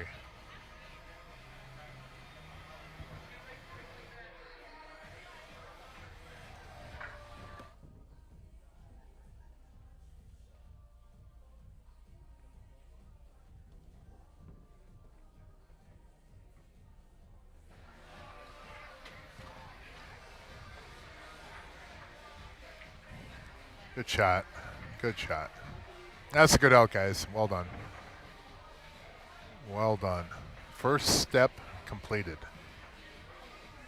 Next step, you don't have to break and run the next rack. That's the optimum result, but you want to win the next rack. So make sure you stay in control of it. Pocket a ball off the break. And if you can get out, great, obviously. But you want to control that table and get this next win.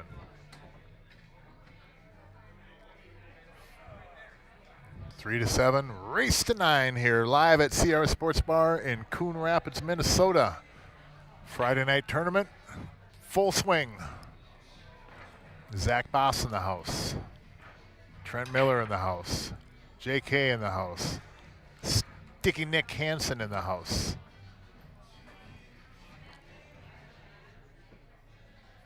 Josh Wallstrom in the house. I mean, the list goes on and on. Willie Driscoll, Don Redepenning. Powell's here. A lot of the regulars are here. And at some point, the stars are going to line up and somebody's going to win this event and get their name drawn at the same time, and they're going to pocket a large chunk of money. Right now, it's $3,500 and something. And you have to win the Friday night weekly tournament, and then you also have to have your name having been selected as the winner of the jackpot. So a lot of good things have to happen for you. And then when you win that, if you win the tournament, you can't chop, so you can't, chop and then win the tournament that way. If you chop, then you're ineligible, but you have to actually outright win the tournament, and then you reveal the golden ticket. It's almost like in Willy Wonka and the Chocolate Factory. If the golden ticket has your name, you win the Chocolate Factory. $3,500 worth of chocolate if you want to go to the candy store. Whatever you want to do, but you'll win that jackpot. One thing, and you probably heard this even on, if you're ever a fan of Jim Gaffigan, speaking of Willy Wonka and the Chocolate Factory, did you ever notice that there's 4 grandparents living in the house, right? And Willie wins this golden ticket on his candy bar, and only one of the grandparents got out of bed. I mean, seriously, only one of them got out of bed. The other 3, even though he has a chance to win the factory and take them out of their life of poverty and despair that they're living in, they just stay in bed. Those are my kind of people. Oh.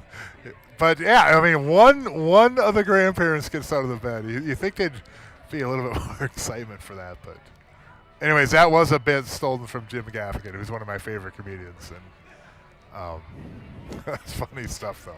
And he's right though. Only one of them got out of the lazy grandparents. Only one got out of bed. Junior is going to win a factory, and I'm just stay here. I'm going to stay under these covers. Oh my God, I might need some cheesecake medicine here pretty soon. Otherwise, I'm getting a little delirious.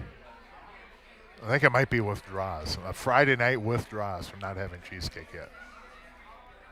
So delirium has set in.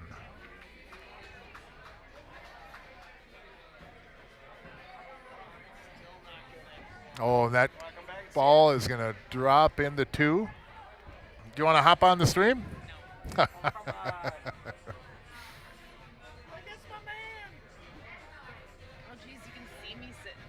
Oh yeah, we can see on that back row and stuff.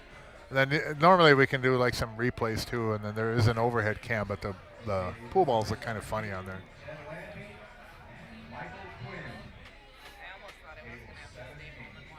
It's a lot less stressful over here than it is over there, though. 100%.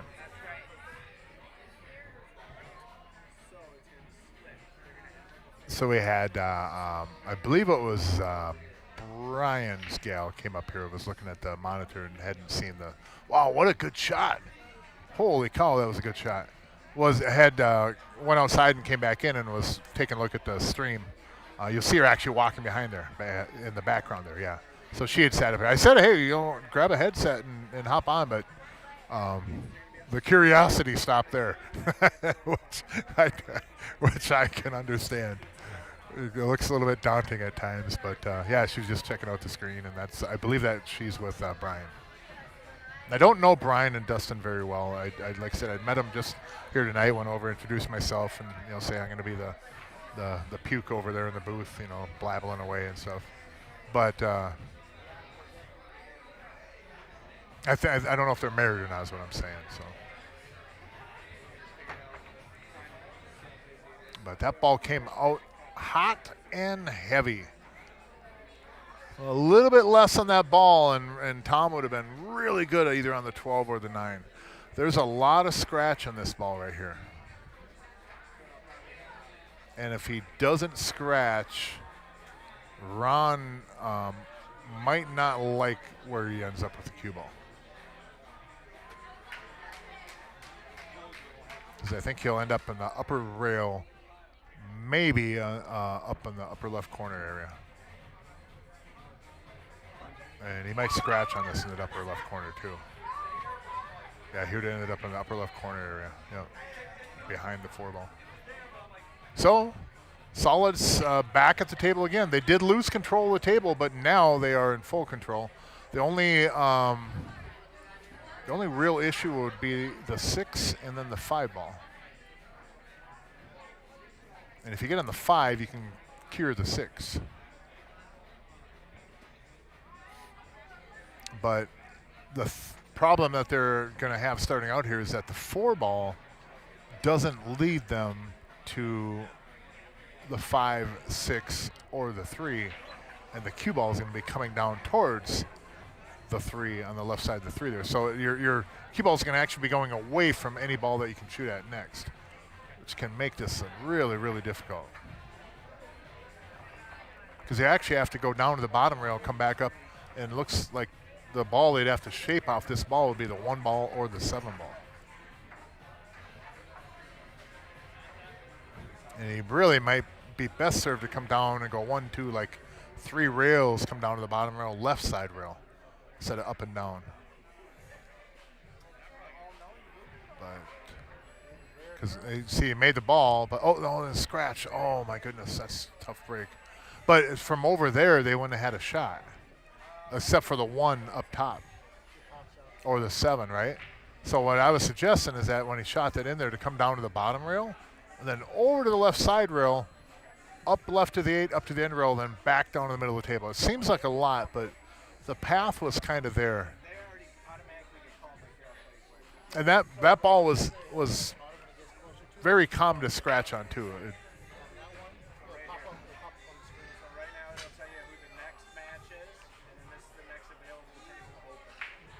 So now the right way to shoot this would be shoot the 9 first. Or no, 12 to the 9. I like the 9 first just because I don't want to shoot that ball. I don't want to shoot that ball up table. And I don't like going 12 and getting around up on top of the 9 either. So I'm going to ball in hand, take the 9 now, and then make the 12 and just get on the 8. Just because I'm kind of a chicken about shooting a 9 all the way up table. I'm not going to lie. Because now that's the shot you're going to shoot. Well, I mean, that's good. I mean, we're supposed to make this, right? It's not like it's a extremely hard shot, but you get in this situation and you get on a pro cut table and you get the extra lights up above you and you get the scoreboard back there and you get people watching and you have all those things jumbled together and they're all running through your mind at the same time. Then this gets tough. But for people that can control themselves, unlike me, it's just a simple stop shot. Don't roll forward, though. Get up above this. Oh, that's a good shot. Wow, he hit that one good. Stroked that ball in. That's the shot, the partner I need right there, because I can shape that ball with ball in hand. I just can't shoot it. So, Tom, you're my puzzle piece that I need in my pool game, because I do not want to shoot that 9 ball up there in that corner. I just hate those kind of shots, and I tend to make some good pool balls. I think I play okay, but I do not like those shots. When I was younger, I thought those were the shots that people made all the time, and then as I got older, I realized that I don't like making them all the time because I find a way to miss them. Those are things I should work on instead of babbling into the mic for hours on end. How many did you guys end up with, Steve? 37? 39? 38?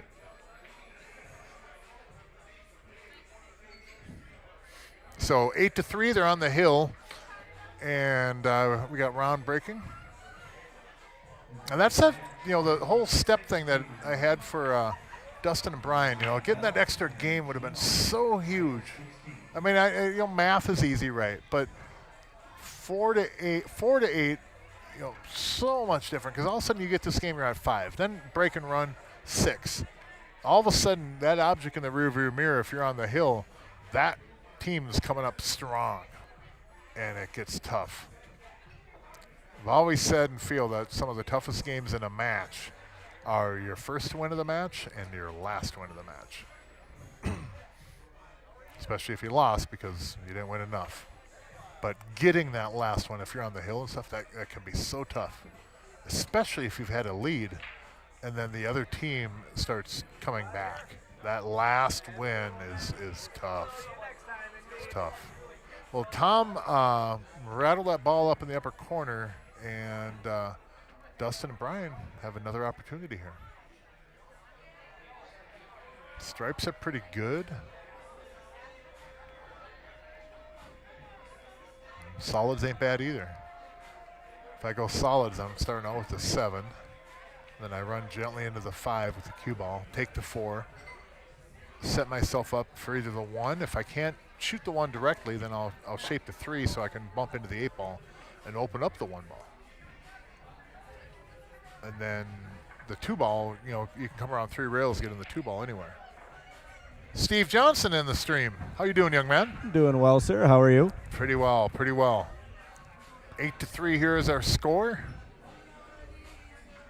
And Dustin and Brian are at the table. You know where these guys are from? I looked up, I think it was Brian. I think I looked up on Fargo rate. I think it said Waseca. Whether that's accurate or current, I'm not sure. So I would think they're down in that, southern, by the border almost, kind of. Gotcha. And, our good commentator might have done some research more than that. I will admit. I thought you wanted that sponsorship, Mark. No. I'm not a pro at this. I just try to do what I can do. Yeah, you do a good job. I appreciate it. But, yeah, I mean, I did look up one of them just to see the area of the region, so I did some research. It was mainly to see if they're from Wisconsin or not. Not that I have anything against Wisconsin people. I got a lot of love for you. But it is getting that time of the year when it's football season. That puke green and yellow starts making its appearances. Right, Dan Ream? And it's just unpleasant to be around. I mean, come on. Let's be honest. Right? I mean, am I telling a lie, Steve? No, not to me. Some of the biggest pukes for football fans, I'm sorry, are Packers fans. Don't get me wrong. And I love you Wisconsin people. But, my goodness. I don't know. Philly might have them beat. Well, Philly's got some dirty, bad fans. I'll say this, that the Packers, regardless of what I think of them as fans, they're loyal, and they're really a good fan base. They're not as dangerous and crazy as like the Eagles, and I do respect them for that. They do have a really good fan base. And they should, because they're all owners, right? Right. So right. Every one of them is an owner somehow. Boy, you kind of but got none of stuck. them get to vote on team policy. But, man, thing they have, Super Bowls, and we don't. So the 2 ball is going to really, really, really give these guys some trouble. I'm gonna say it was kind of unfortunate roll there on that last shot. Yeah, that 12 ended up blocking up the pocket down there, and I think that the 2 does bank to the lower right corner, but you've got to be in a really perfect spot, like there. The problem, even if you make it though, you might not have a pocket for 8-ball because that upper corner isn't open to you. And I think the cue ball is going to come out enough where you might not be able to back cut it on the side. I wonder how many Wisconsin people are just lighting me up in my messages on Facebook right now. Hey, don't worry, Wisconsin people. CR still loves I better you, do all right? a couple podcasts for their rooms before I go across the border, right? Get some credibility over there, good. I just literally ripped the entire Wisconsin Green Bay Packer fan base on your stream. do you realize that? Did I said puke green and yellow describing there. My tires might even be slashed in the parking lot when I get done here. But I don't see any of those Packer fans in the house. Carl, are you a Packers fan? Are you a Packers fan? I am. Yeah, I grew Oh my God. Don't watch the stream then. Oh yeah, you don't want to watch this one. I do like you though, and it was fun knowing you. After watching the stream, well, who right. knows? Well, he's going to try to elevate and then snap over there with the cue ball, and oh my goodness, look at that! Oh. Look at that attempt. That was a really, Wow. really good try. That was really good. Now, you're down 3-8. You don't really have anywhere you can hide this cue ball. Unfortunately, I think the shot for them is to Z-bank this 2-ball to the left side pocket. The reason I say Z, it makes it easier, and you can bring the cue ball Looks around like a couple rails. Is he going to try to play safe? I think he is going to play safe, and Try to roll it up on that 15. get underneath him here. Yep. Yeah, I just Yeah, think with all these balls, That's a pretty dang good shot right there, though. well, it's a good spot, but you're going to get safe back so easily. 100%. You know? And right now, you're just kind of hanging on to the rope here, but it's going to be tough for solids. Stevie, like father, like son, taking a call while he's in the booth. Jerry, this should be one of your proudest moments. Your son's in the booth with me on the stream, and just like you, taking a call.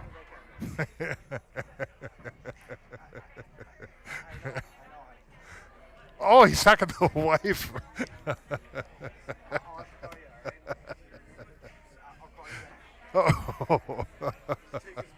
Oh my goodness.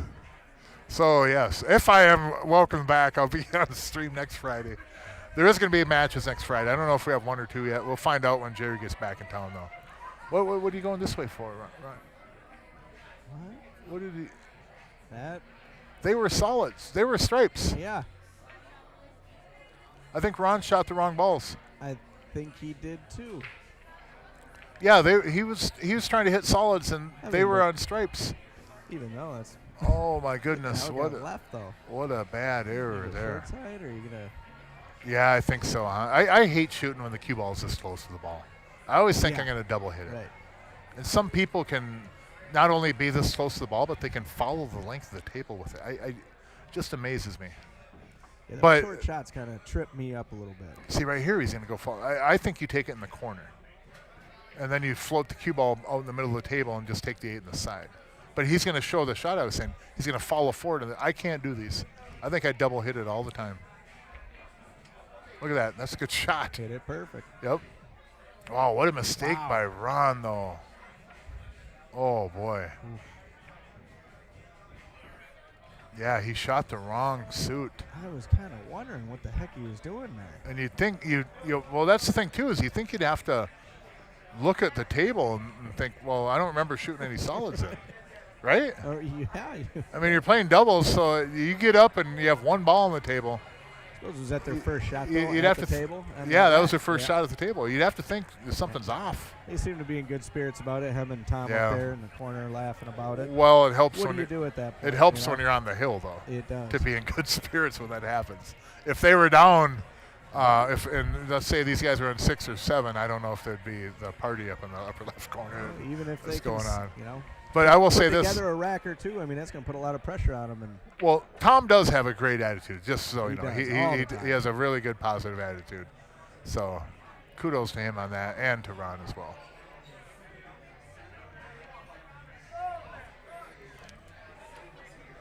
But yeah, we're at 48 now. Race to 9. Second ball break or the head ball. Second ball looks like. Yep. Hit the 2 square. And look at those balls tied up in the middle of the table. Oh my goodness. However, there is a great shot on the 5 ball here. You just run the cue ball up into the 4 ball, and it all opens up. Unfortunately for Stripes, without that shot, you're not going anywhere with Stripes. Or you could do that too. You don't even have to break it out. You could play the 4-2 combo. I like running into the 4 though, because I don't think I can hold that cue ball off this 5 ball anyways. If I do it, I'm going to be too far to the right. Mm-hmm. If I'm straight on that, I shoot the 4 into the 2, but if I got ball in hand. But I really even moving up into it, you're moving so many balls, you might get buried in there too. So how about the 5, then go to the 7, and then come down for the 4-2 combo. Come up with those, above those balls, like so. Hold on. Ah, Now you can get down and do, if you want to do the 4-2 combo.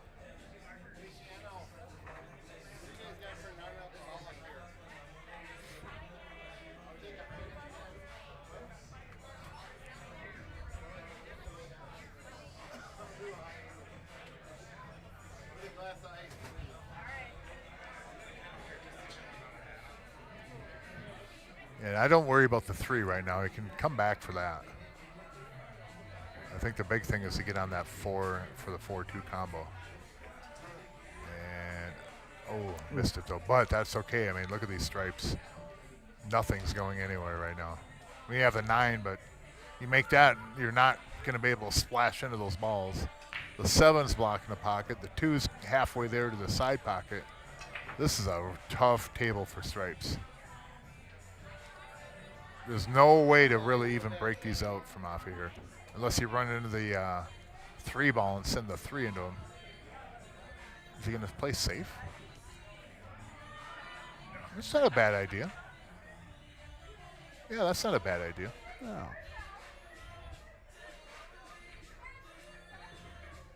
But you got the 9 blocking the hole over there, and nothing can follow that in. No banks available. You could kick off the side rail and go off the 2, and then come down and make the 7 with the cue ball. But you're only going to put the 2 ball into a mess, and then you're going to shoot the 1 maybe from there. You're going to end up in a bad spot off that. I mean, if I had to make a ball, that's the one I'd probably try and make though.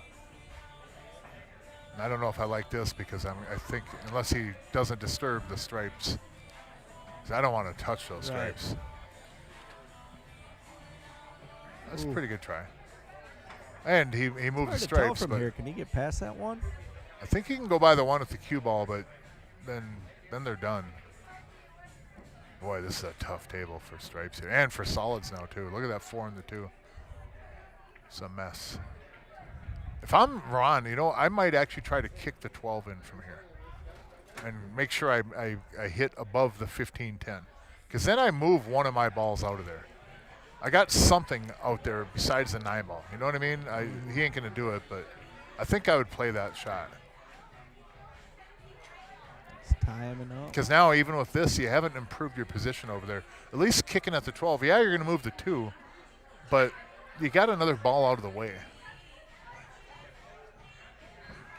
And with the 4 where it was, I don't think solids was going to, in a risk of running. Now they're really going to stick you on a safety. Because all you have to do here is roll in the 7 and then just make the 1-9 and put the cue ball over there. This is a tough table for both these teams.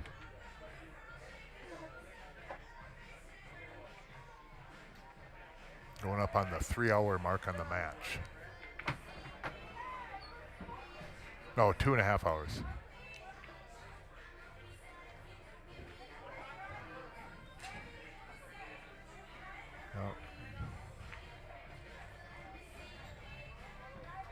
I might even, I might even run the cue ball up into those stripes gently and not not play the 1-9 right from here. I might, well, you know what I mean? I might even get over here where they have to shoot one of those balls, and then they'd move my 2 ball for me.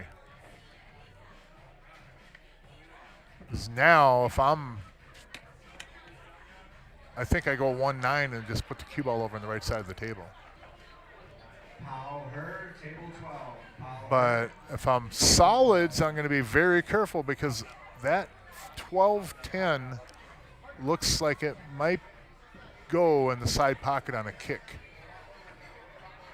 Whether they see that or not, I don't know. But I think that 12-10 it's awful close to going. It might even be wired. And Ron can reach that 12 from here. But he's going to move the 11 and just put the cue ball up above there, which is a good spot too. Don't make this ball though. Whatever you do not make this 11. Yep, there you go. Yeah, don't make it. Just get it in. Oh, now solids are open though. Uh-oh. Yeah, I would be curious on watching this on the playback. That 12-10 I think was wired cross side.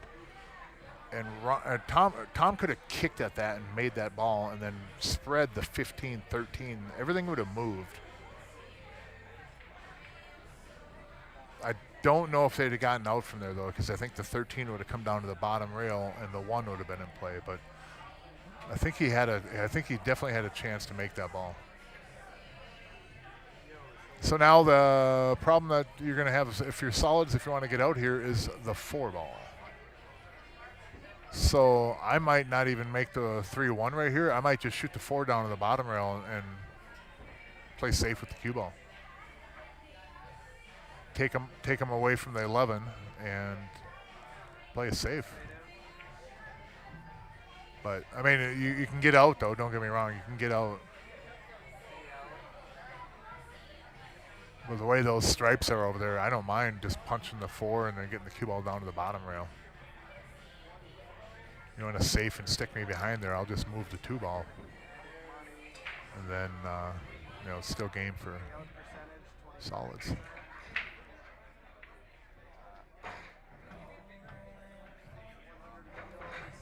Okay, now, if you go up above the 2, if you can get up above the ball or underneath it, it does go in the upper corner, but there is a window above the 2 where you can shape the 4. And it'll go in the same pocket that the 3 is in, and then you either have the 8 up in the corner or you have the 8 up in the side. Unless he plays this off the 8 right now. Which is not a bad play either. Definitely makeable. And it's probably easier than my route of taking the 3. If I take the 3 to get on the 2 here though, I'm going with left English and draw, and I'm going up to the upper end rail and the upper left side rail. So I'll go 1, 2, 3 rails for shape on the 2. I wouldn't go 1, 2 rails. I wouldn't go just straight above the 8 with the cue ball, because I think when I hit that upper side rail, that cue ball is going way up to the end rail then. But it looks like he's going to play this off the 8. Unless it does go straight in. Oh, he tried it off the 8, yep. So. Well, now if your stripes, the balls are there. 12, you can shoot this 12, you can slide over to the right side rail and get on the 11. And then the 11 will get you back on the other 2 balls, and you should be able to close this out. You want to get over to that rail? That might work. Pretty steep cut. Yeah, it's a pretty steep cut, and what will happen is that he's going to bring the 2 ball into play possibly, if not the 2 ball, the side pocket. But there is a path to run right above the 2 with the cue ball, come out and be straight in on the 13. Man, if that ball goes, a lesson on that ball right there is that he had room to go over to the side rail and come back out. So the worst he would have come in, if he goes over the side rail and comes back out, that's kind of the worst area. Mm-hmm. So you got a big window over there. You want to play that to go over to the rail instead of coming up short like that.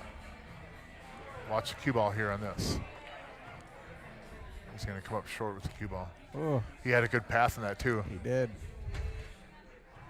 Yeah, he had a path on that where the ball would have come out and got on the 13 ball. And Ron and Tom are finding that the last game in a match when you're on the hill is sometimes the hardest game to get. This would have been, the rack would have been almost over if he'd have gotten over on that rail when he shot that 12 ball.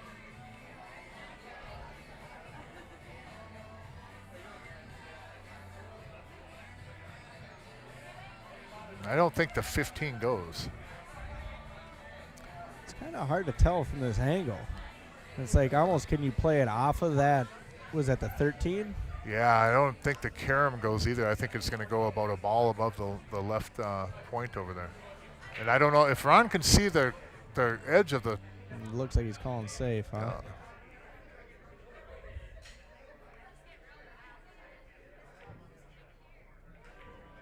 Oh, good try though. Well, if you're solids, you still have to get on the 2. It does go up in the upper corner. And you could shoot it now, but I don't want to shoot that ball. Wouldn't want to, but probably the smarter thing to do, maybe. Well, I think if you take the 3 and then go 1 rail up above the 4, then all the way up to the end rail, you get above up on the end rail. The 4 goes in the side, and then you can float down underneath the 2. That might be easier. Yeah. But you're guaranteed. At the time, though, too, when you're playing a little tight because it's game-ending match, it's like, oh, well, you you're guaranteed if you make the 2 now, you're guaranteed to get on the balls. So that's the advantage of that. But with the 4 being by the side pocket, I don't mind getting way up to like right in there. But I don't know if he'll get there from the 3. He's going to have to go across the table, I believe. And there's also a scratch up in the upper corner. Looks like he's going to slide up table on the right side of the table. So like that. But you wanted to get. Yep. See, I think my path I'd take would be going into the rail and then going above the 4 into that upper left side rail, and then the cue ball releases to the upper rail and then puts me in the area I wanted on the 4 ball. But Brian has opportunity here still. Just if the 4 goes in the lower right corner, and I think you do get on the 2 from either the upper left corner or you're going to bump into it. So it does have potential to still get out here. Yeah, I think that 3, just play, instead of trying to slide up the table like that, go intentionally across the table. There is some scratch on this shot too here in the side pocket, so you have to kind of protect against that too. He's either going to get on the 2 up in the corner, or he's going to hit the point of the side pocket and end up kind of where the 4 is right now. And that might be why he's going to try to cut it in the side, because that side pocket is looking pretty big.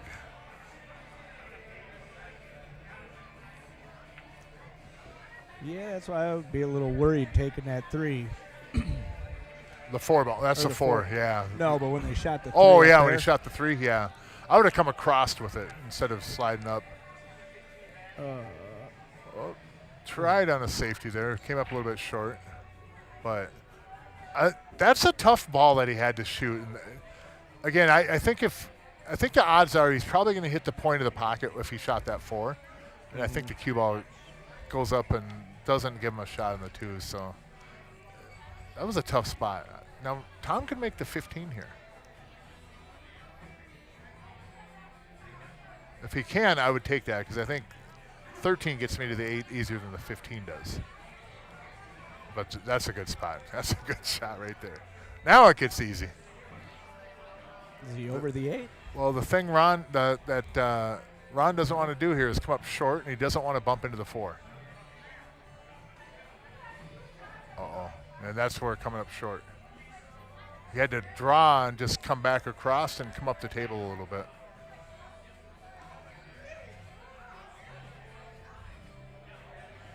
And this is not an easy ball either.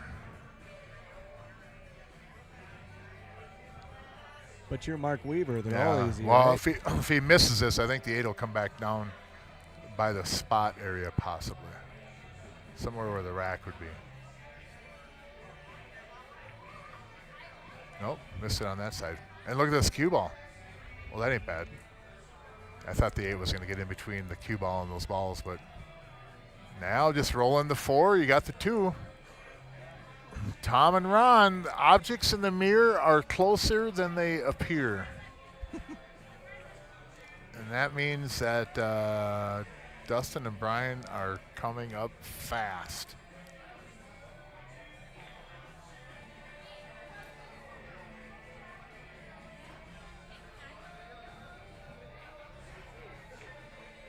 Ooh, oh, he took the 2 instead.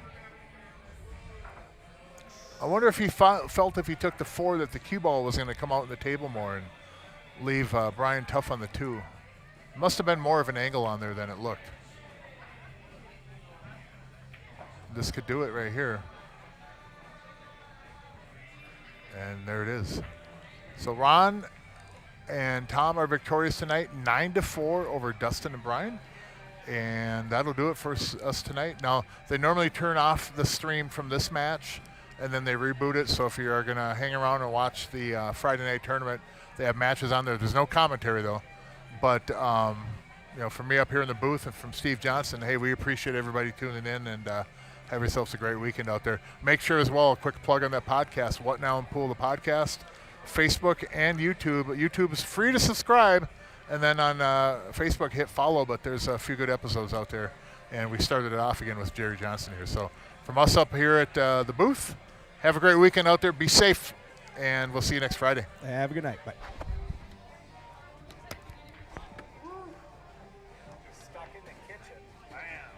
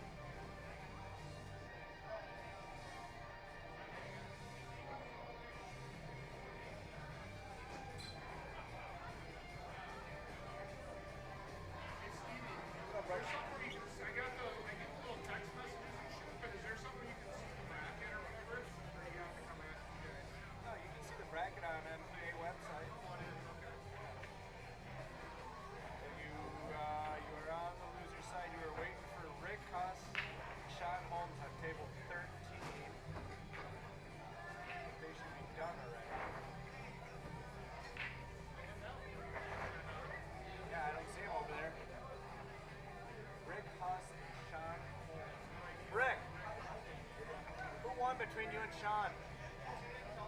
No. You did. Okay. Turn off your okay.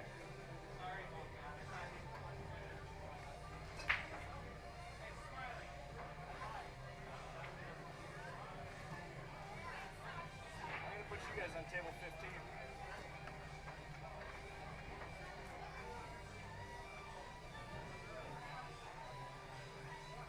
Rick. 15.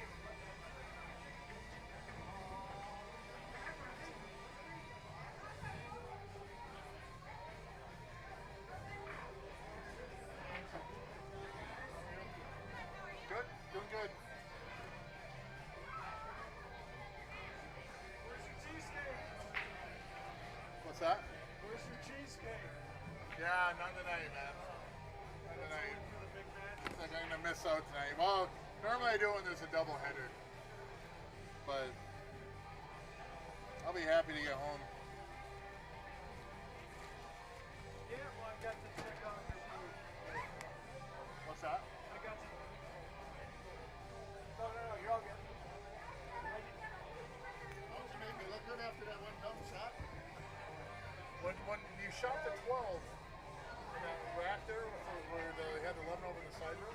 go over to the rail with the cue ball. Because when you came up short, unless Tom was more of a cutter, if you go over the rail, anywhere over the rail and come back out, you're good. So then your window then is like this. Always play to go into that rail. Because if you come up short that way, you're good on the ball. You know what I mean? And it's easy over here. So it's easier over here to see it than it is out there. Well, she might hit the two ball. Yeah, that wasn't your best shot. But Well, we're sitting there like, we challenged it. He thought he put a big safety move this thing. did you have He's anything gonna for make that? that too. Oh, yeah. You paid up. Yeah, well, that was an error. Yeah, that's in baseball they call those unforced errors.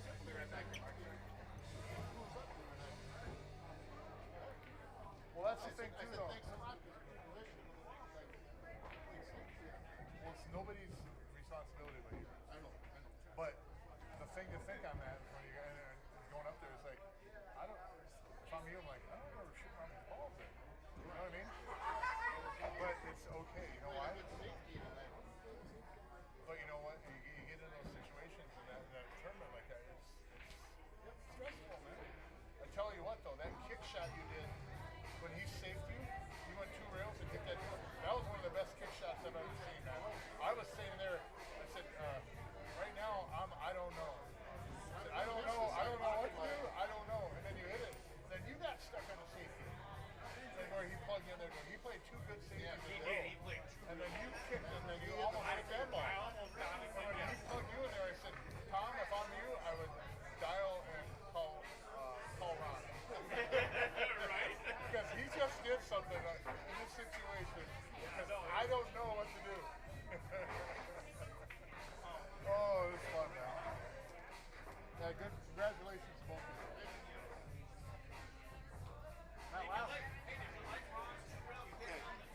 So, Okay. Thanks, bud. I appreciate it. Steve. thank you. Here's what it was Yeah. selected. It was the duplicate that we had. I just checked and found the other one, and it will auto-generate what the payouts are going to be. Okay? So, 230, 155, 110, 65, 80, 60.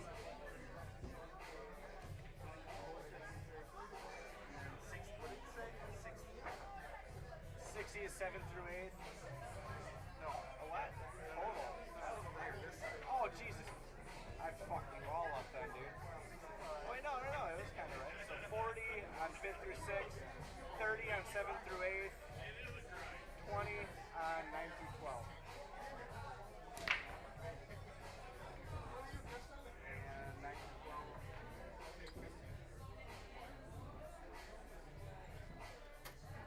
Okay.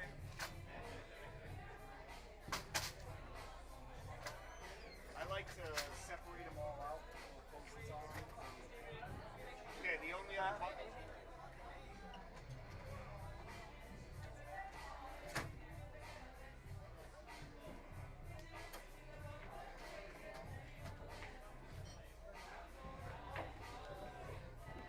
The only other button I was talking about is this active button. This will make the tail show up. Okay. Just save that. Now, how do I add table 15 into the mix so we got somebody on the screen? Okay, back to assign tables. Okay. So let's say we no longer need to use 6, 8, 9. Yeah. We can take those off, and we can add 15 if you want. Yep. Okay, we'll add 15, and we'll hit update.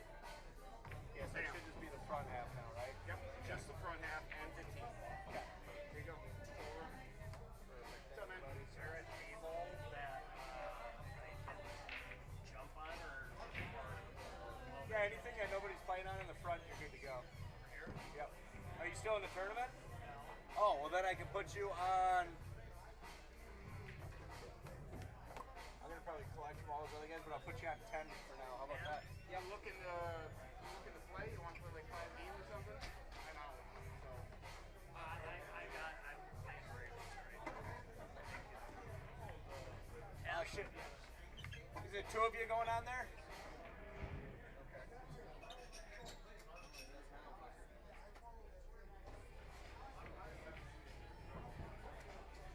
I'll have to have Ruben clean up the other ones. All right, what do we got? We got 230.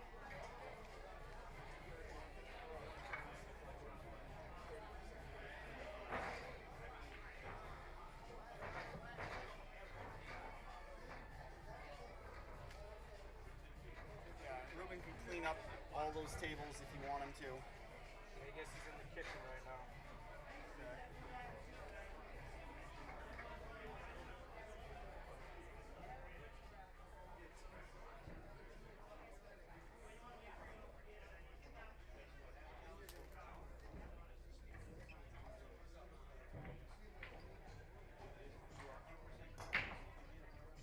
Hey, you got some paper clips I can borrow? Like,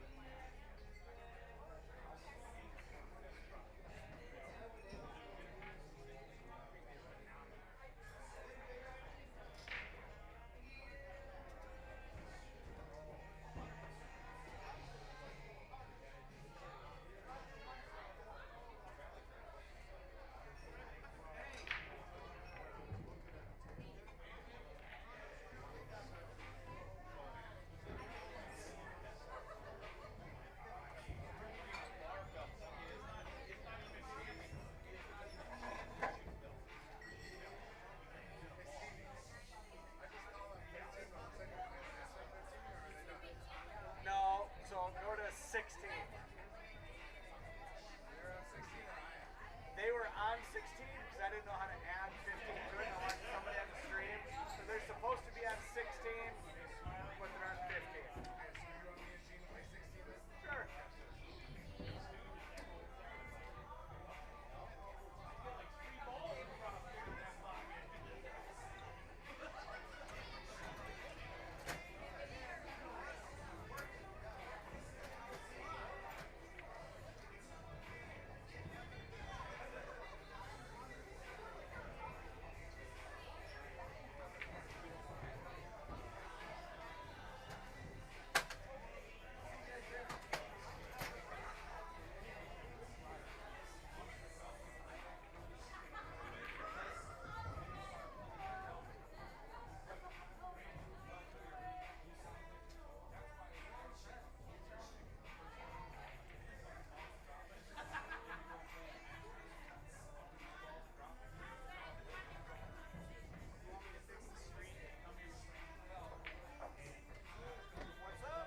The stream. You want me Yes, to fix yes, it? if you can. Well, they're in the middle of a match right now. I kind of would want to wait until the match is over before I turn it off and do it, but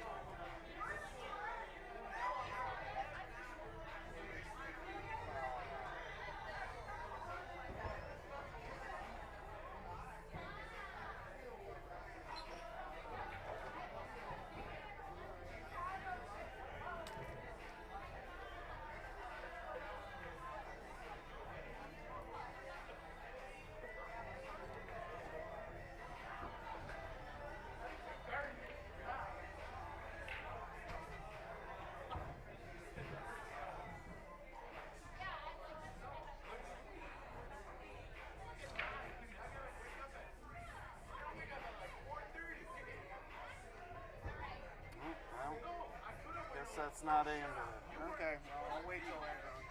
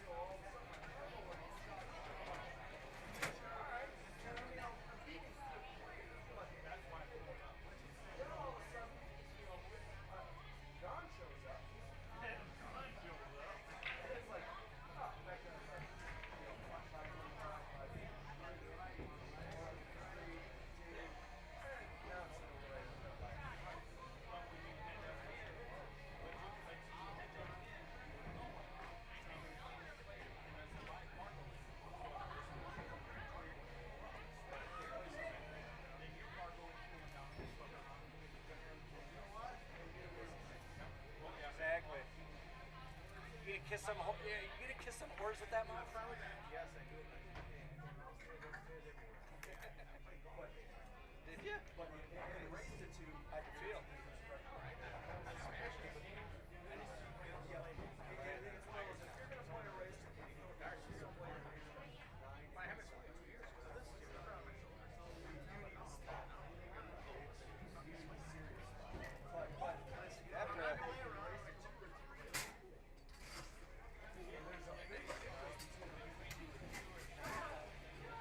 First one would have been real happy.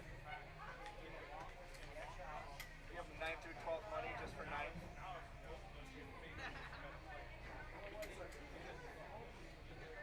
Yeah, no, we're gonna have to go out. We're gonna have to get Joe Mann to get us to go out to at Albion. My buddy's fiance's family owns.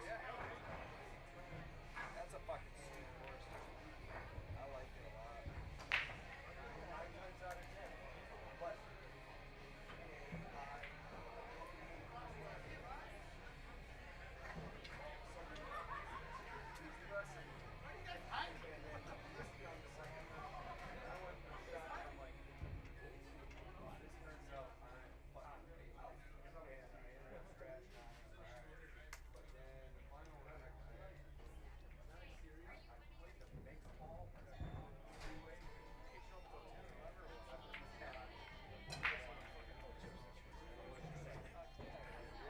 I like getting the nachos, but I get the chips on the side. So you get your fucking plate of fixing, just like a dip. Yeah, that's better. So on the side is fuck. He goes back on chips on the side. Fucking right.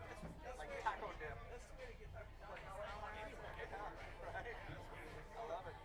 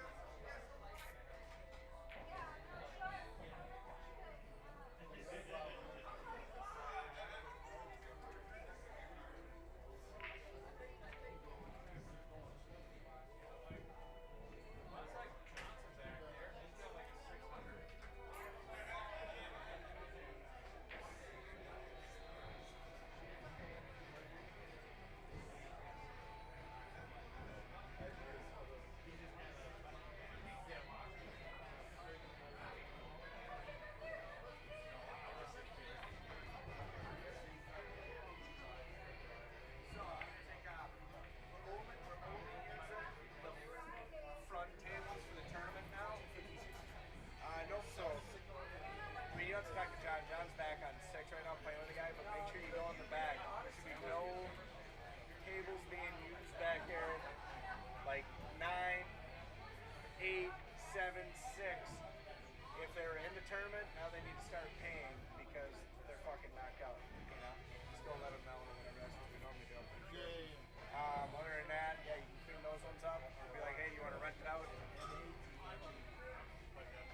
This will automatically run, so you don't even need to announce anything. All the payouts are right here. Payouts 9 through or whatever through 12. They're all in order. Yeah. And then once this match is done, it's like, unless Rick is taking a piss, I don't know what the fuck he's doing.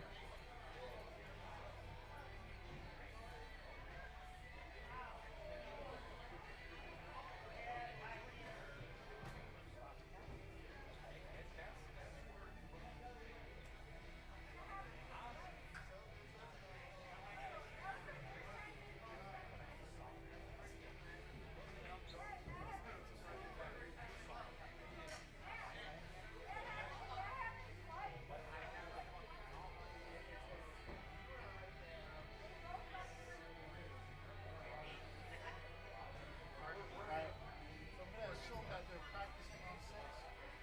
Yes. John's playing with I don't know who on 6, but so.